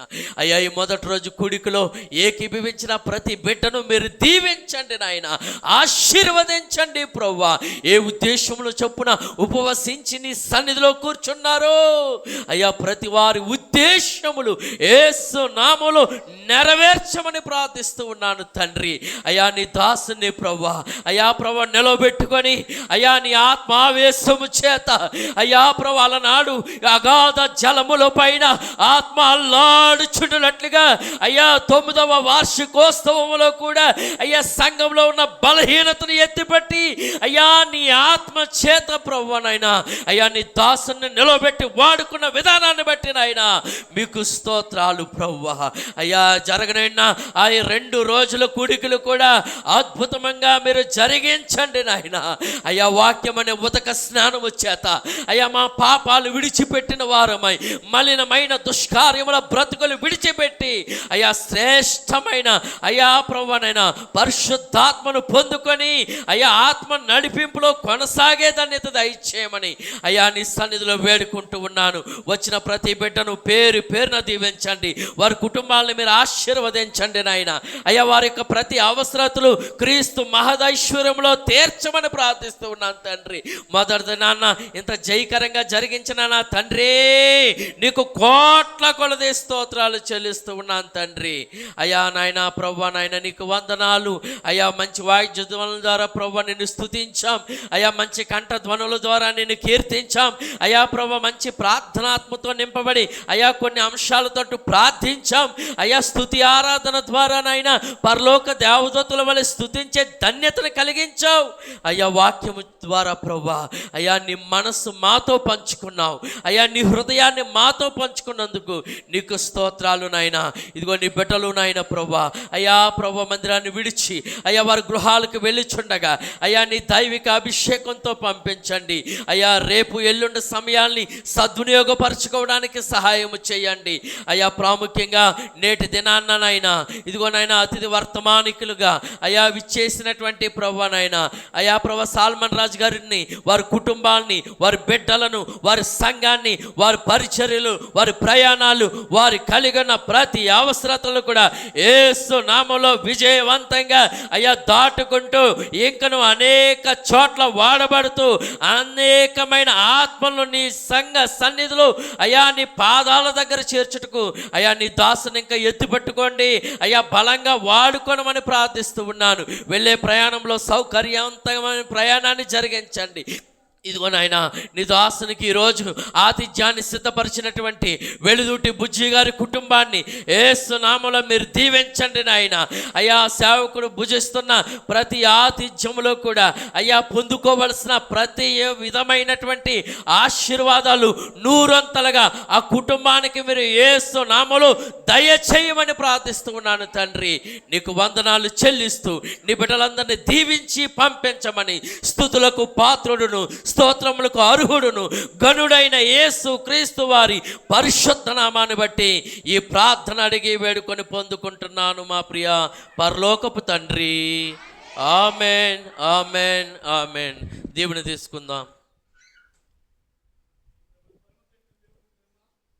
మన ప్రభువును రక్షకుడైన యేసు క్రీస్తు వారి కృప పరిశుద్ధాత్మ దేవదేవుని నిత్యము